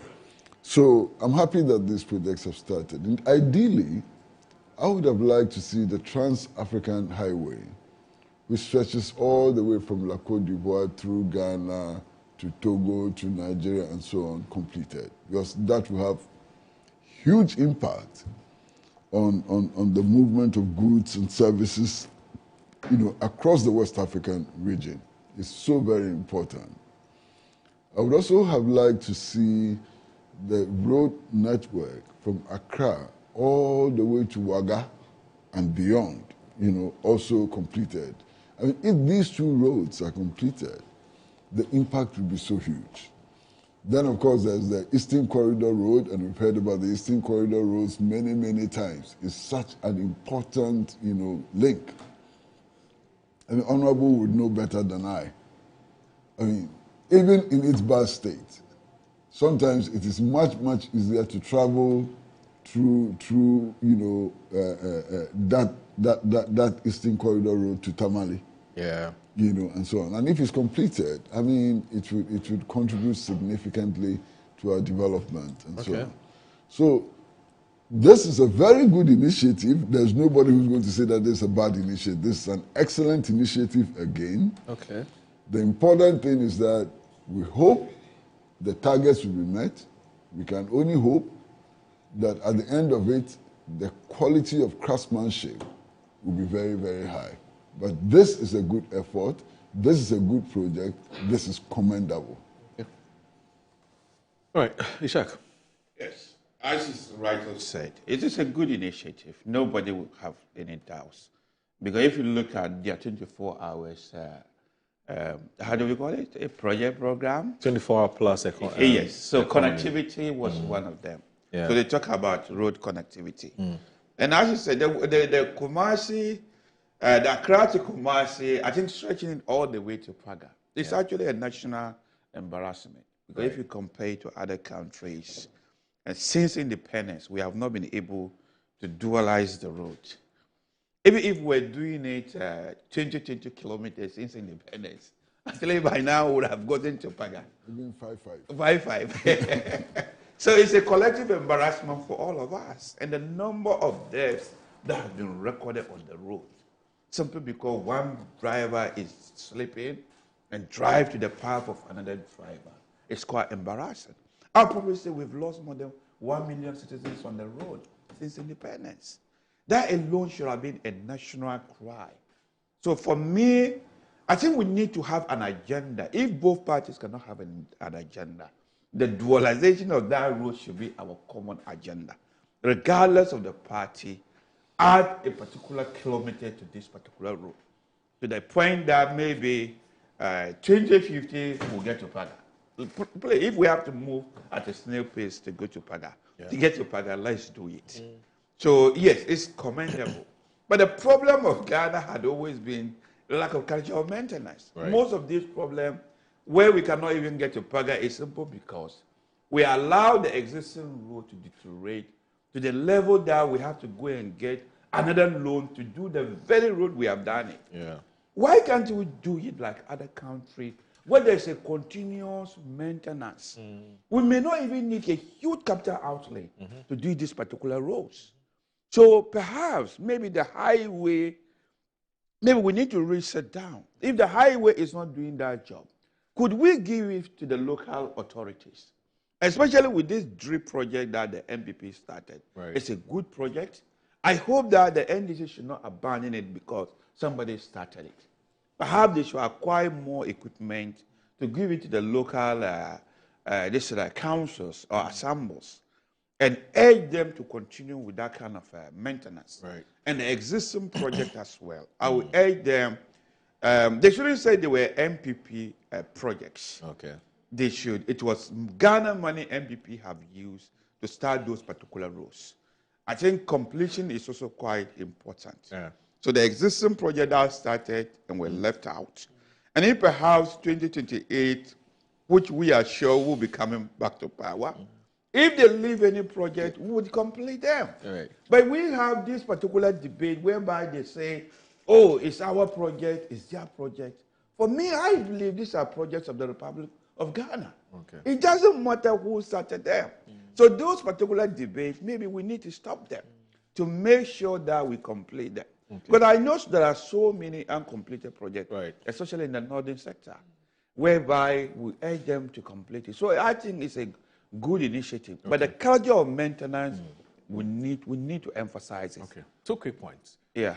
You mentioned maintenance culture. Yes. It's an extremely important point you've raised. Yesterday, I heard the president say that an amount of 5 billion cedis has been allocated, which is going to be generated by the road fund, purposely for the maintenance of our roads. That should be a piece of good news for you. You also talked about DRIP, an initiative that, well, the NDC argues that you didn't start it, they started it, you just continue. But for me, it doesn't matter. The DRIP program will continue. Because Neil Atevandapo, he comes on the show today from time to time. He talks about, he always updates us on some of the new initiatives that are coming up. So that's just to. And we should guard against their misuse, because I've heard reports that some assemblies, the GCE are now using it like their personal property. No, he's very passionate about this himself. Yes, he's very passionate about this particular issue. Yes. So anyway, so we can only wish the government well, isn't it? Yes. All right. Yes. Now let's move on and talk about something. But before we do that, the Amasaman Pokwase in Sawam Road. Yeah. You know, one of the lanes have been open to traffic. Okay. And so just watch this. Watch this.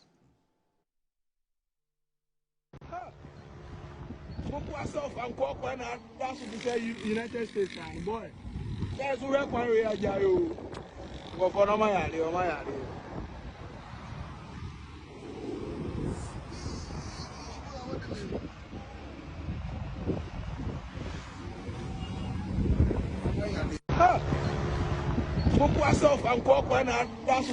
United States, boy. That's where we are.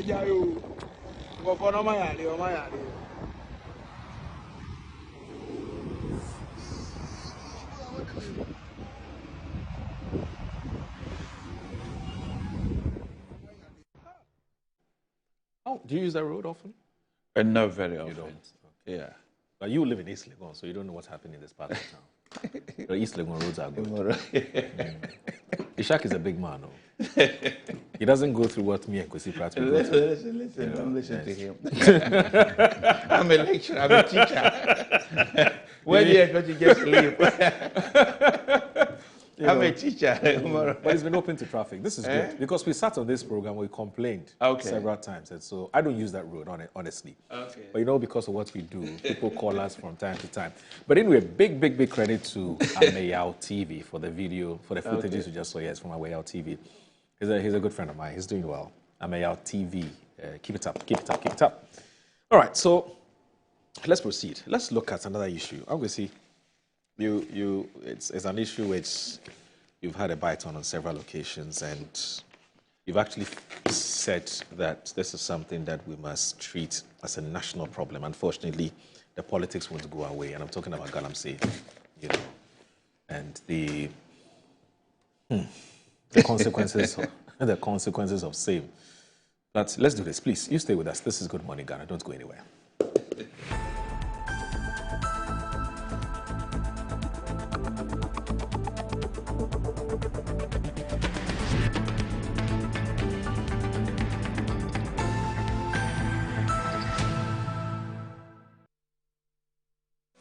Chia winning Nara, me ding at the baby dapa, me dear sonko cran ebremo. Now that what we are would be an egg, Japan, me de bremo. And no, any some spices in here, and we will not be various flavors, Ubenya a yako, Ubenya nemchi, you do good jollof woman, and we yet dead, Ubenya you do quam, you do for you, hot nako pibito, na Emma with Gianni, and yet dead. When you mean ya, you can you go to for Eka.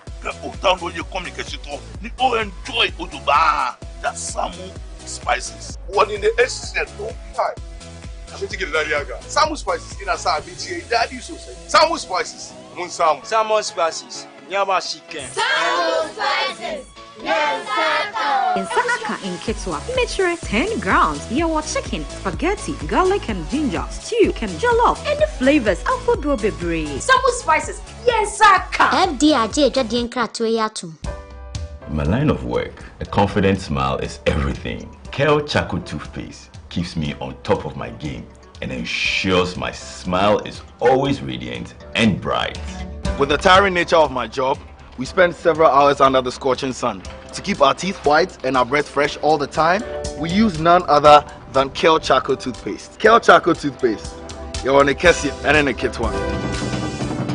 Samayo Kendini, a who be here, Semetra Sapapadia to a mammy man for Kel Charcoal's natural ingredients, and a bomb is several buying, a man is swing, Nesasu Mama Hoto so a will beg you.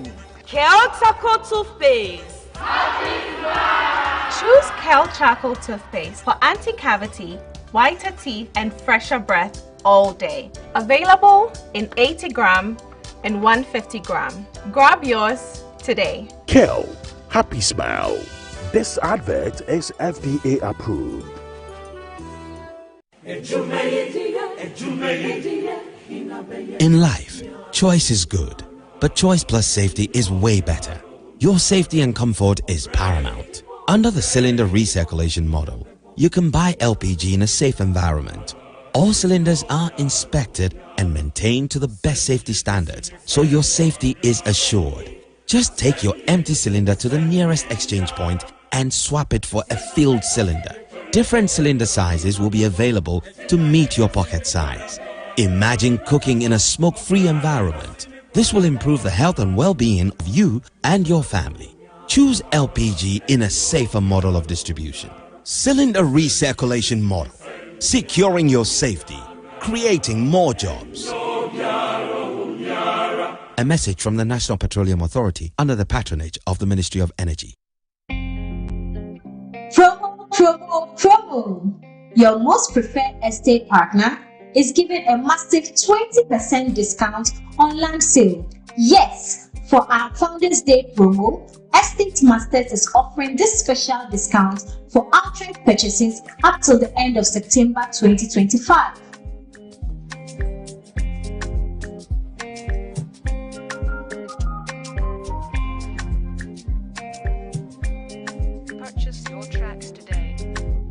This cuts across all our available sites, and upon purchase, you get to enjoy a free indenture and free site plan.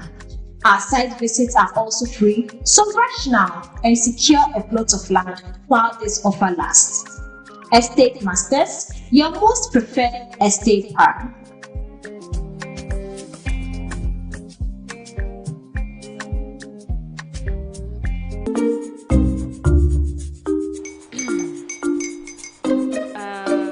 His uncle are almost here. Wait a minute. This one too, your friend Kwame. Wait, Kwame. As in the same Kwame again? Yes, Mommy. I'm the second coming. Into all this tension just to reintroduce that broke boy from Kaswa. Why would you deceive the family like this again? Now I understand the whole delay. Troll from Kaswa. Why wouldn't he be late? Or be late? Of course.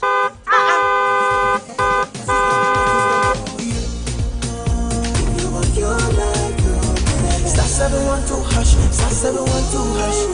Yeah, you go be the luckiest. Copy from Georgia be luckiest. From not the cause she be luckiest. Yeah, you go be luckiest. No matter why you're lucky, everybody go be the luckiest. That's Kwame! Send your God the apple boom. If you put it with a so would the coming of the son of man be. Hey! Is that his car? Dial star 712 hash. Choose your ticket. Enter your lucky number. Follow the prompt and let destiny handle the rest. This promotion is regulated by the NLA on the Caritas platform.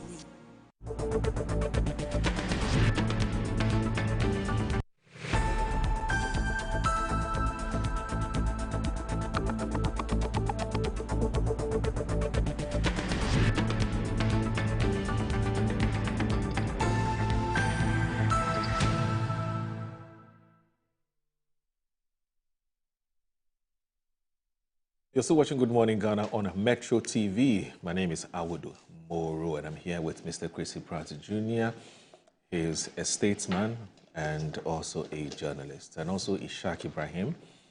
He teaches law at UPSA and also a private legal practitioner. But in addition to all of that, he works with the NPP's legal directorate.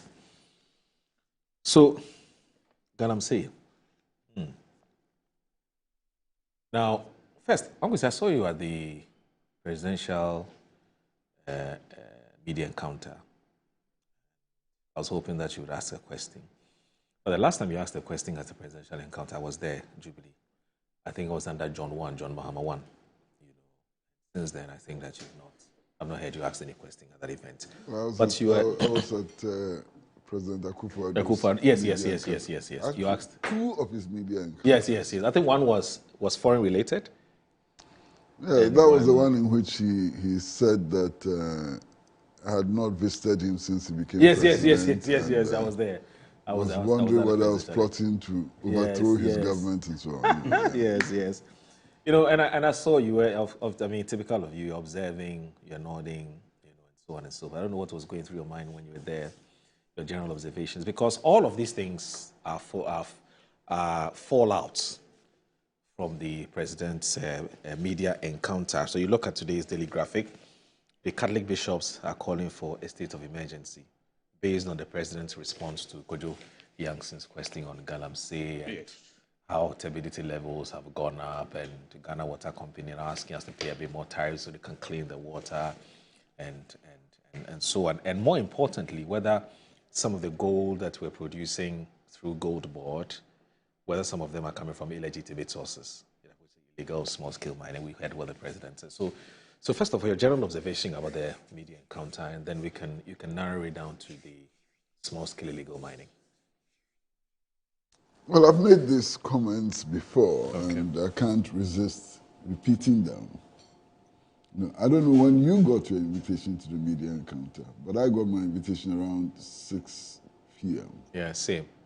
And I thought that was and then I was on the invitation. It stated that the media encounter was for 8. So the alarm bells went off. I mean, what is happening at the presidency? Why is the presidency in a rush to do a media encounter? Is there something special and so on? And this is the first time that the president is holding a media encounter at 8 p.m. and so on. So I was very anxious. I thought that something out of the ordinary was happening. So, as you do know, we all rushed there, and the encounter began. There was something which was striking, and that had to do with the discipline surrounding the organization of this particular encounter. Everything went according to time. You know, that's unusual, I mean, for media encounters. This one, everything went according to time. And then the other thing, too, which was very significant, was the fact that the president, you know, answered the questions alone without assistance. You know, normally, presidents would be flanked by ministers who would be helping him to fill in the gaps and so on. This was a president who took the podium and answered everything. There were, I think, 2 questions that he missed. But then he came back, apologized, and answered those questions and so on. As I said from the beginning of this particular program, you got the impression that he knew what he was talking about. He was familiar with his figures and so on. He didn't need any prompting to answer questions and so on. It was so very clear. Anybody who was there could see that. There was one problem area, and that has to do with the fight against Galamsey. When I left the media encounter and was going home, I tuned into City FM. And there was a lady there whose name I forgot, who was livid, you know, and saying that this government is not taking the fight against Galamsey seriously and so on, you know. And since then, there have been all kinds of reactions, including the reaction of the Catholic Bishops' Conference and so on. So it's important to note that one area of concern to the Ghanaian public has been his response to the fight against Galamsey, because the reactions haven't been positive. They've been relatively negative, you understand? Now, what did he say? The president reacted to the call on him to declare a state of emergency and said, look, even the non-emergency powers available to a president and government have not been fully utilized. And therefore, there's no need to escalate to a state of emergency. And the question that many people have asked is that, given the seriousness of Galamsey, how come that even the non-executive powers of government and president have not been exercised? You understand? It raises a serious concern, and it's been raised over and over again. Now, what do I think? Look, Galamsey is a serious threat to everything. Galamsey can collapse Ghana completely. I mean it, collapse Ghana completely. The doctors, the medical associations and so on, have been warning us over the last 4 or 5 years. What are they saying? They're saying that children born in galamsey-prone or galamsey-endemic areas are being born deformed. Some of them are born without some of their organs. They have no eyes. They have defective organs. They are born with heart problems.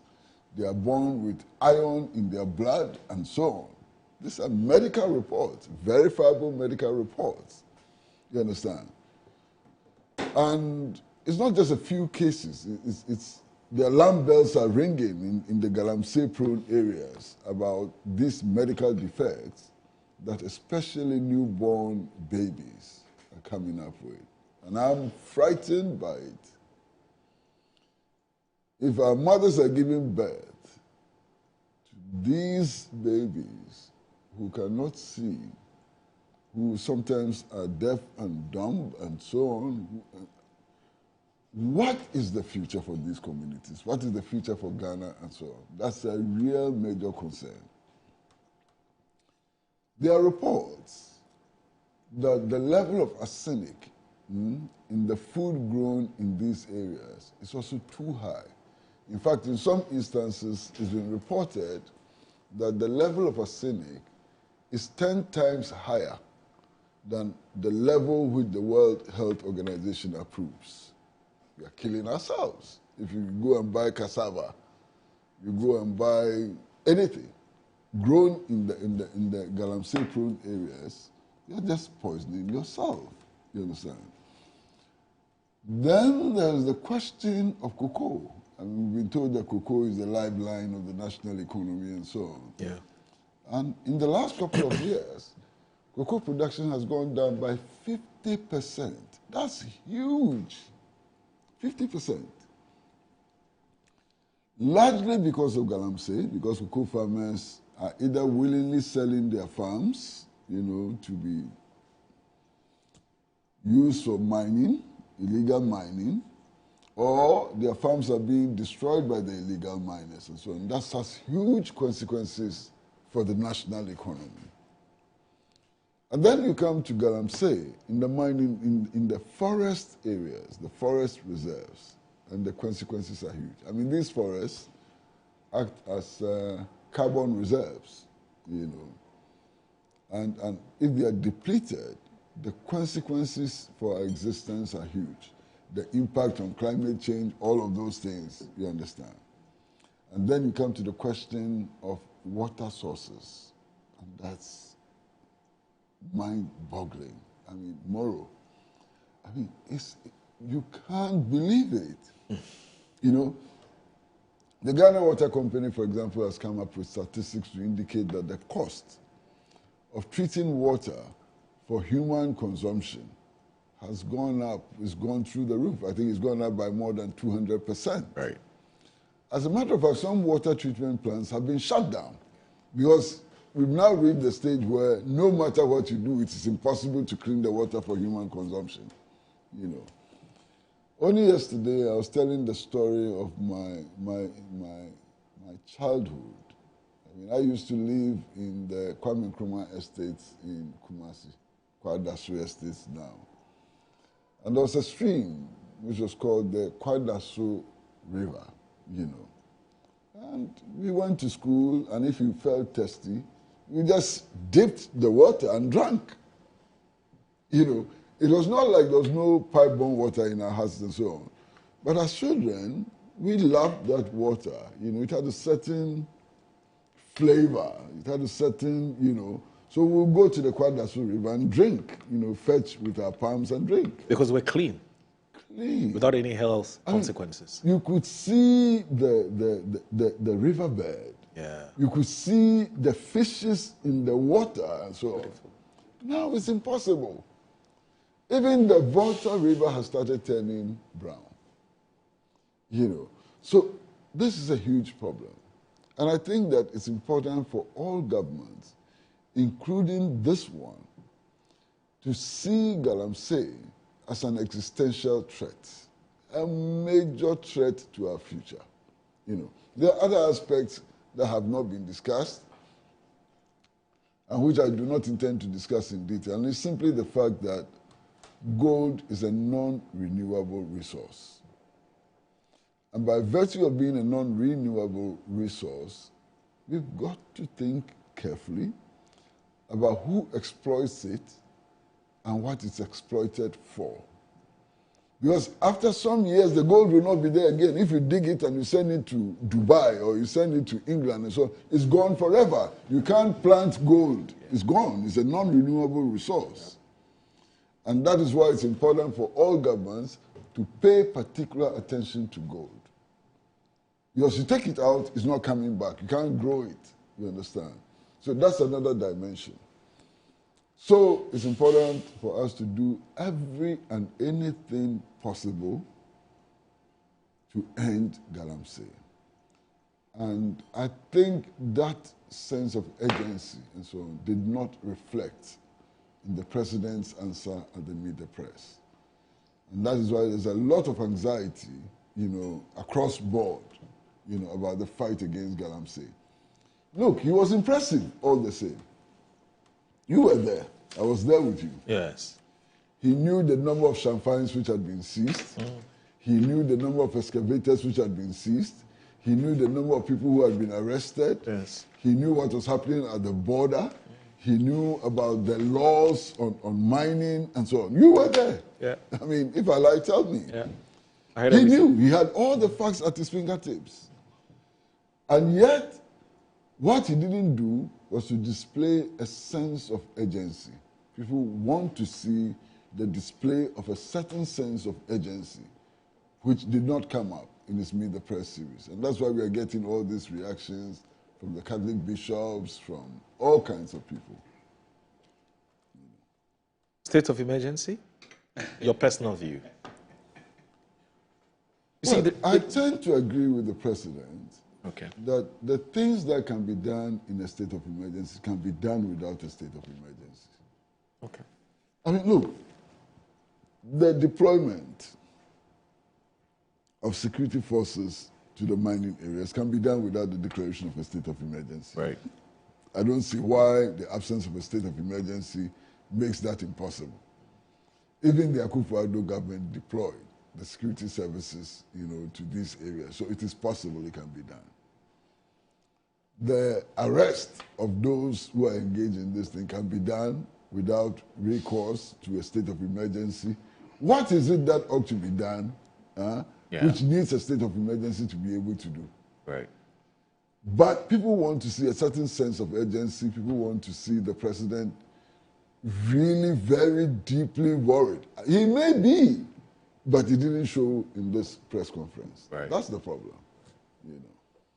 So let me read this before you come in. The Catholic bishop's statement. So Emmanuel Ebo Hodgson of the Daily Graphics is reporting that President John Dramani Mahama's reluctance to declare a state of emergency to deal with illegal mining, popularly known as galamsey, is facing serious public backlash.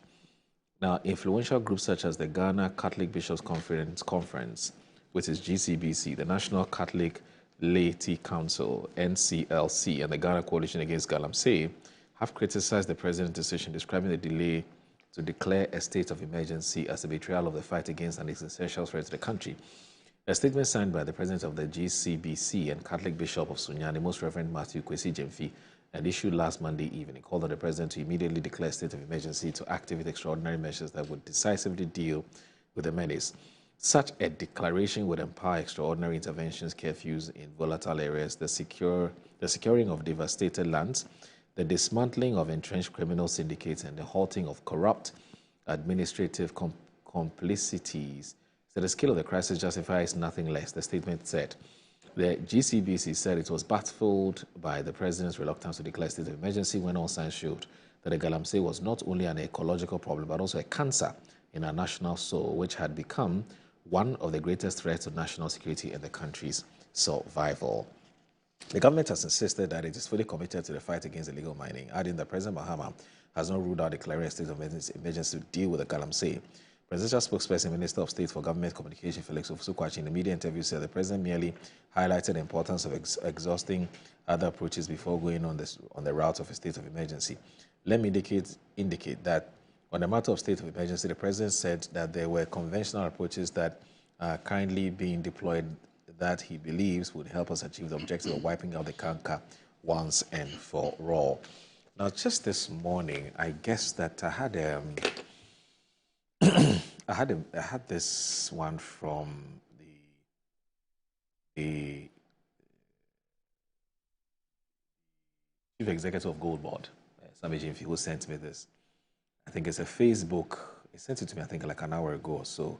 And it's a Facebook post where he said that the NIMOS, which is the National Anti-Illegal Small-Scale Mining Operations Secretariat, and it says, and the Nzema East Blue Water Guards have been busy destroying illegal mining camps along the Ankobra, Prabirim, and Bonsa rivers. And he sends us pictures and videos of that as well. And it is, he sort of he sort of gives us a link to Erastus Saridonko's page on Facebook. And so basically publicizing what Erastus Asaridonko had published on his Facebook wall. Yeah, so put all of that in its proper perspective. Galamsey, if you still want to talk about the media encounter, that's fine. Thank you. Yes, I watched the media encounter, as a catch-up program slightly, and I've read the various comments people have made. And I remember about the 120-day celebration they had, about some of the achievements they have made. I was invited at GH1 to make a comment about it. So I passed a comment that when it comes to Galamsey, we are dealing with a corn government. And a lot of my NDC friends called me to say that I was too harsh. And I will still repeat those particular comments. We are dealing with a corn government as far as Galamsey is concerned. And the gay bill, he didn't address it. Why do I say we are dealing with a corn government?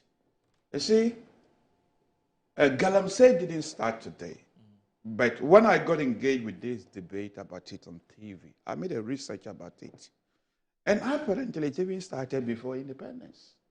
And that the word Galamsey simply means gather and sell. So after so many years of usage, then we got the word Galamsey. That was according to where I read, where the name comes from. So the problem had always been with us for a very long period. And I saw how during Professor Atamel's time, it was an issue. And we tried to deal with it. President Mahama inherited it from Professor Atamel's. It was an issue. President Akufo-Addo inherited it. It was an issue. So this points to a collective failure to address it. And there was a need for us to approach it as a national issue. But leading up to the election, the NDC marketed it to the Ghanaians as a Akufo-Addo problem. I remember allegations being made that President Akufo-Addo himself is doing Galamsey at his backyard. It got to a point that organized labor had to go on strike, went on strike because of this. And they made President Akufo-Addo to do negotiations about this area. And among the negotiations, the outcome of the negotiations that led to the calling off of the strike was that the president promised them that, look, currently Parliament is on recess. And if Parliament comes back from recess, there is a LI dealing with licenses of mining in forest reserve. Parliament will be called upon to revoke it. And then, among other things about this state of emergency, the NDC themselves were calling for it, that there is a need for a state of emergency. I listened to Honorable Ablako here, pointing to the necessity for a state of emergency. The information minister, the communication minister, I listened to him calling for it. And they said we're facing a problem of ecocide, the equivalent of genocide when it comes to human. That it was a threat. I recognize it to be a massive issue. So they use all sorts of words to market it. And then your Ghanaians rightly agree with you. And then it was just like it was lack of political will to deal with the problem. So Ghanaians gave you power. And when it came to the 120 days, nothing valuable was said about it. But then when you were in opposition, you marketed it that all that the president needed to do was raise a magic hand and the problem will come to an end. And then when you had a press conference, yesterday, you took a cavalier attitude to yesterday, this matter came up again. Okay. The issue about what the NDC as a political organization, yes, what their position yes, on how to deal with Galamsey yes, is, yes, and what some individuals who are members of the party also said. Okay. Now, who was yesterday? Yes, it was. It is Afoko. No, the former Botiano English amount from MP. Sylvester Tete slide. Yes. Okay. So he raised this issue. Okay. And Fifi Kwete, yes, the NDC General Secretary, then sent us a message. Yes. And let me read to you what he said, just in response to exactly what you said. Okay. So let me, and then, you know, you are free to respond to. Yes. So this is what Fifi Kwete sent to me yesterday when he was watching the show. Where did I do it? Okay. So this is what Fifi Kwete says. Yes. Sam George, as an individual, can defend his personal views. Yes. JM and NDC manifesto would have pushed for state of emergency if that were the party position. That's what Fikwete said in response to what you said. Well, he can express whatever opinion he has. So I remember when organized labor called off those strike. Yeah. There were a number of NDC that said organized labor members had been bought, that the state of emergency was necessary. In fact, the rescinding of the license in mining and forest reserve was one of the teams, the NDC. A number of them, I mean, I was meeting them in this platform. And Galamsey was almost an everyday issue leading up to the election. To the extent that the president said, if Parliament come back from recess, they were going to be invited to resign it. And they said, no, the president doesn't need Parliament to come. The president can always do that. So if you marketed it as an issue, and you say if you have the opportunity, you deal with it, and you describe the problem as ecocide, I believe that would have been one of the primary things for you to tackle as part of your 120-day celebration. And then when they were celebrating the 120 days, I said it was too early to celebrate anything, because most of the things they were talking about was low-hanging fruits. But when it comes to the heavy lifting, I have not seen anything. I mean, removing betting tax is a low-hanging fruit. Okay. The heavy lifting is Galamsey. But when it comes to Galamsey, you agree. Look at the cavalier attitude towards it. Lack of urgency, people can read into it. Or if you think you can't deal with that problem, apologize for some of the utterances you mentioned in the past. And tell the Ghanaian this is a real problem. And if you need help from elsewhere, we can deal with it.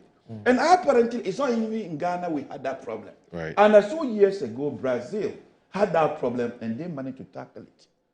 Perhaps we can learn from some of these people. So if you market it, it's the way they marketed it when they were in opposition as an Akufo-Addo problem. And when we come, we will resolve it. And to say that, but it wasn't only the communication minister who was saying it.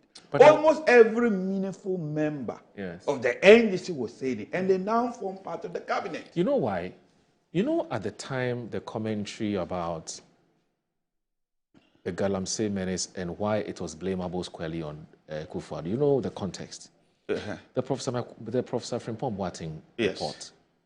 Then the NDC went to town with that report. Because it was made public to everybody. And the video of party executives and a video of party discussing Galamsey. You know, so that was the context within why they felt that the president knew the people were doing Galamsey. In fact, they went in his backyard and yet did nothing about it. So that's just to give a context to why those accusations were coming up. Nevertheless, they made us aware, as my senior here have explained. I believe it's a serious issue. And if we do not deal with it, in fact, elsewhere, the report, United Nations report, have already said that future wars will be fought on water. You see that? And we ourselves are destroying it. Future wars will be fought on water. And if we ourselves is doing it, and you have a president approaching it with lack of urgency, when you made us aware that you were the right person to deal with it, that's fine. It's as if you have called Ghanaian to get political power. Okay.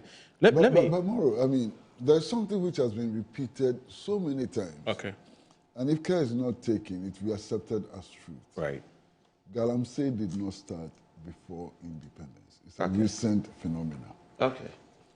I mean, this whole thing about gather and sell and so on. I'm told of stories where in some places, even after rains, gold was revealed and people could collect. Okay. It didn't involve the use of cyanide and other poisonous substances to extract. It didn't lead to the destruction of forests, and the kind of health problems we are seeing today. Galamsey is a recent phenomenon. It's not an old phenomenon. Right. Gather and sell is at a certain level, very, very low level, without the kind of environmental impact we are seeing today, without the kind of health impact we are seeing today. That story is told in order to normalize Galamsey. Galamsey is not normal, it's abnormal, and it's a recent phenomenon. Okay, so let me read this from Dr. Nyao Tamakulu. He's just issued a statement. You know Dr. Nyao Tamakulu? Yes, of course. So he says, for immediate release, Galamsey is a cancer destroying Ghana. I will not keep quiet. And that's how he captions it. Yeah. By Dr. Nyao Tamakulu. And he says, for years, I've spoken about the dangers of Galamsey, and today I must speak again louder and clearer. Illegal mining is destroying Ghana, and we cannot afford to look away any longer.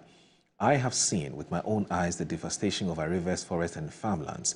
The Pra, Birim, and Cobra, and countless others have turned into lifeless streams of mud and poison.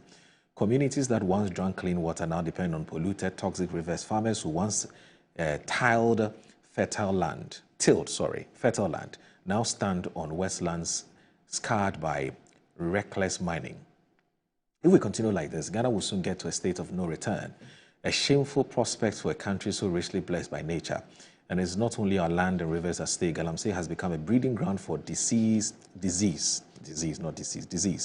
a breeding ground for disease, social decay, and poverty. We are mortgaging the health and dignity of generations yet unborn. Let me say this without hesitation. Galamsey is not only a crime against the state, it's a crime against the soul of Ghana.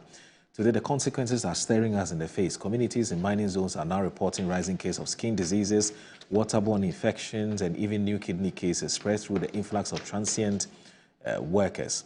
Pregnant women and children are drinking contaminated water with long-term effects on their health. Worse still, recent studies show that mercury and other toxic chemicals from Galamsey have entered our food chain. Fish, vegetables, and staple crops are being poisoned, creating a silent epidemic of food contamination. Ghanaians are unknowingly eating poison every day because of Galamsey. This is not speculation. This is happening now. Are we going to sit idle until our hospitals overflow with patients suffering from cancers, organ failure, and bed defects caused by poisoned water and food? ? I have consistently described Galamsey as a cancer destroying our country, and I mean it. I have warned that if we allow these activities to continue, they will eventually destroy Ghana completely. I have also made it clear that the Ghanaian forces have the capacity to stop Galamsey within a week if only politicians would keep their hands off the process. Political interference, corruption, and selective justice are the real reasons Galamsey thrives in our nation. What must be done? So now he goes beyond talking about diagnosing the problems and talking about solutions. So these are his recommendations. 1, declare Galamsey a national emergency. We must treat it with the urgency of a disaster. 2, depoliticize enforcement, allow the security services to do their work without interference. 3, hold everyone accountable, from financiers to chiefs to politicians. No one should be untouchable. 4, restore the land and rivers. Reclamation and reforestation must go hand in hand with enforcement. 5, provide alternative livelihoods. Young people who go into Galamsey out of desperation must be given a future outside the pit. 6, ensure transparency. Licensing must be cleaned up, and the public must be empowered to hold leaders account. I call on every Ghanaian citizen, chiefs, journalists, civil society, and faith leaders to rise and say enough is enough. Silence is complicity. Neutrality is betrayal. I also call on the international community to support us not with empty words, but with real action, funding, and accountability. Dogby, Dr. Nyaho Tamaklo. We all know who he is. Elderly statesman, a stalwart. The international community should give her funding. Yes. When you take your gold and sell, do you share? Yeah, well, yes. So that's it. Let me also read the other messages that have come through, and then Erica J. He's the Chief Executive Officer of the National Anti-Illegal Mining Operations Secretariat, NIMOS, and then Zema East Blue Water Gas carried out a successful raid against illegal mining operations along the Ankoba River. This clearly shows how serious government has taken the fight. This one, good morning, Moro. Ghana is full of flip-flopping individuals. Just a year ago, those who were calling for state of emergency are now changing their stance. And this one from, okay, so Simons, good morning. Good to know that you're tuning. He's the Dean of the Parliamentary Press Corps. Now, Eben from Kwabenya says, finally, the big push has kick-started. And I believe that by the end of President JDM's term, most of our road deficit will be solved. Thanks, Mr. President, for bringing good governance to our doorsteps. Greetings to TDC boss Courage Makafu Inonekweku, Mr. Kwesi Mensah of PSC Temaship Yard, and Honorable MC Agbo of Ga East. Now, Mr. Austin Game, who we all know, he's a labor expert, he's a conflict resolution expert, he's Game and Game Academy of Mediation and Arts or something like that. He says, Moro, good morning. The Bible is unquestionably clear that it's only a fool who cannot change his mind. There are key steps to be taken in an attempt to resolve the Galamsey menace. Seizing excavators, stopping unwarranted importation of excavators are important. Community education and protection of water bodies and forests may be a solution. Some level of state of emergency in lots may be helpful. You know, Austin Game, the people know all of this, but they're driven by sheer greed, monies. We're told they make about 15,000 cedis a day. You know, a Juma Ben or Remando 15,000 Ghana cedis a day. And I'm not in any way saying that they should continue to destroy our lands and poison us and kill us, but that's the reality. Yeah. It's Hydra-headed. It's a law enforcement issue. Yeah. So Mansa Musa from UK, he's a journalist based in the UK. He says, "Good morning, Moro. This is now a major crisis. Let's have a special entity to deal with illegal mining. Now, a special ministry for legal mining, just like some countries had special ministries for war department during the World War II, to deal with the prevailing problem, which is the war. It looks like we have too many entities with different interests, or all pulling or pushing in different directions. Let's have a minister whose sole duty is to ensure legal mining, and let that minister come and tell us he or she is failing because whilst he's pushing towards the right direction, others are pulling the opposite way. Let's do away with religion, chieftaincy affairs, ministry replaced with the Ministry for Legal Mining. We have a crisis. Let's deal with that crisis head on. What I can see is that the president is getting all sorts of counseling, but the president should know that in the end, the buck stops with him. John Dramani Mahama, if this fails, we'll blame him. Mansa Musa sends this message. And finally, Aku Kelly, too many messages. I can't read everything. Sorry. Now, let's go online. So on Facebook, Agongo Roja, who's watching us on Facebook, says, good morning to you, Moro, and good morning to Uncle Kwesi Pratt. Oh, okay. Karl Marx, interesting, isn't it? Who's watching us on YouTube says, at least when Kwame Agboja was asked about the Pokwasi Road, he did not make an arrogant statement, but said it has to be done and it has started. Now, Tikai Odonko says, big push by President John Dramani Mahama. It's a game changer, but that will see the transformation of Ghana. He's watching us on YouTube. And what else? Okay, so that's it. So that's it for the day. I want to say a big thanks to you, Isa, and it's good to have you join us on the show. Thank you so very much. And Salamu Alaikum once again. Also, Unkwesi, thank you very much, and thanks for the book. We'll read it and have a discussion one of these days. Anyway, so Assalamu Alaikum once again wa rahmatullahi ta'ala wa barakatuh. Thanks for watching Good Morning Ghana. Same time tomorrow, inshallah, we'll be here again. Bye-bye.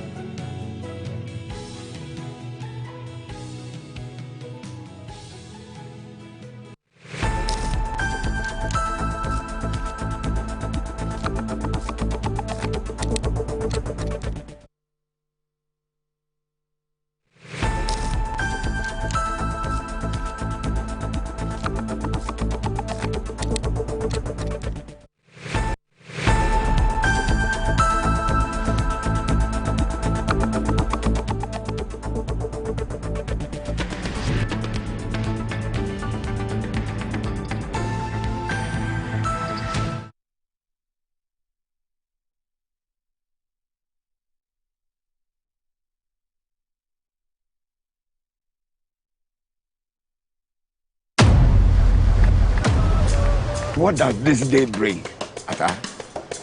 Sun all day. Actually, my app says it's going to rain at noon. I am going to buy my own boat. Who is with him? Give me my fish. Hey, you! Down here in the bucket. Me? Do you see another old man looking at me? Stop talking and go back to being a fish.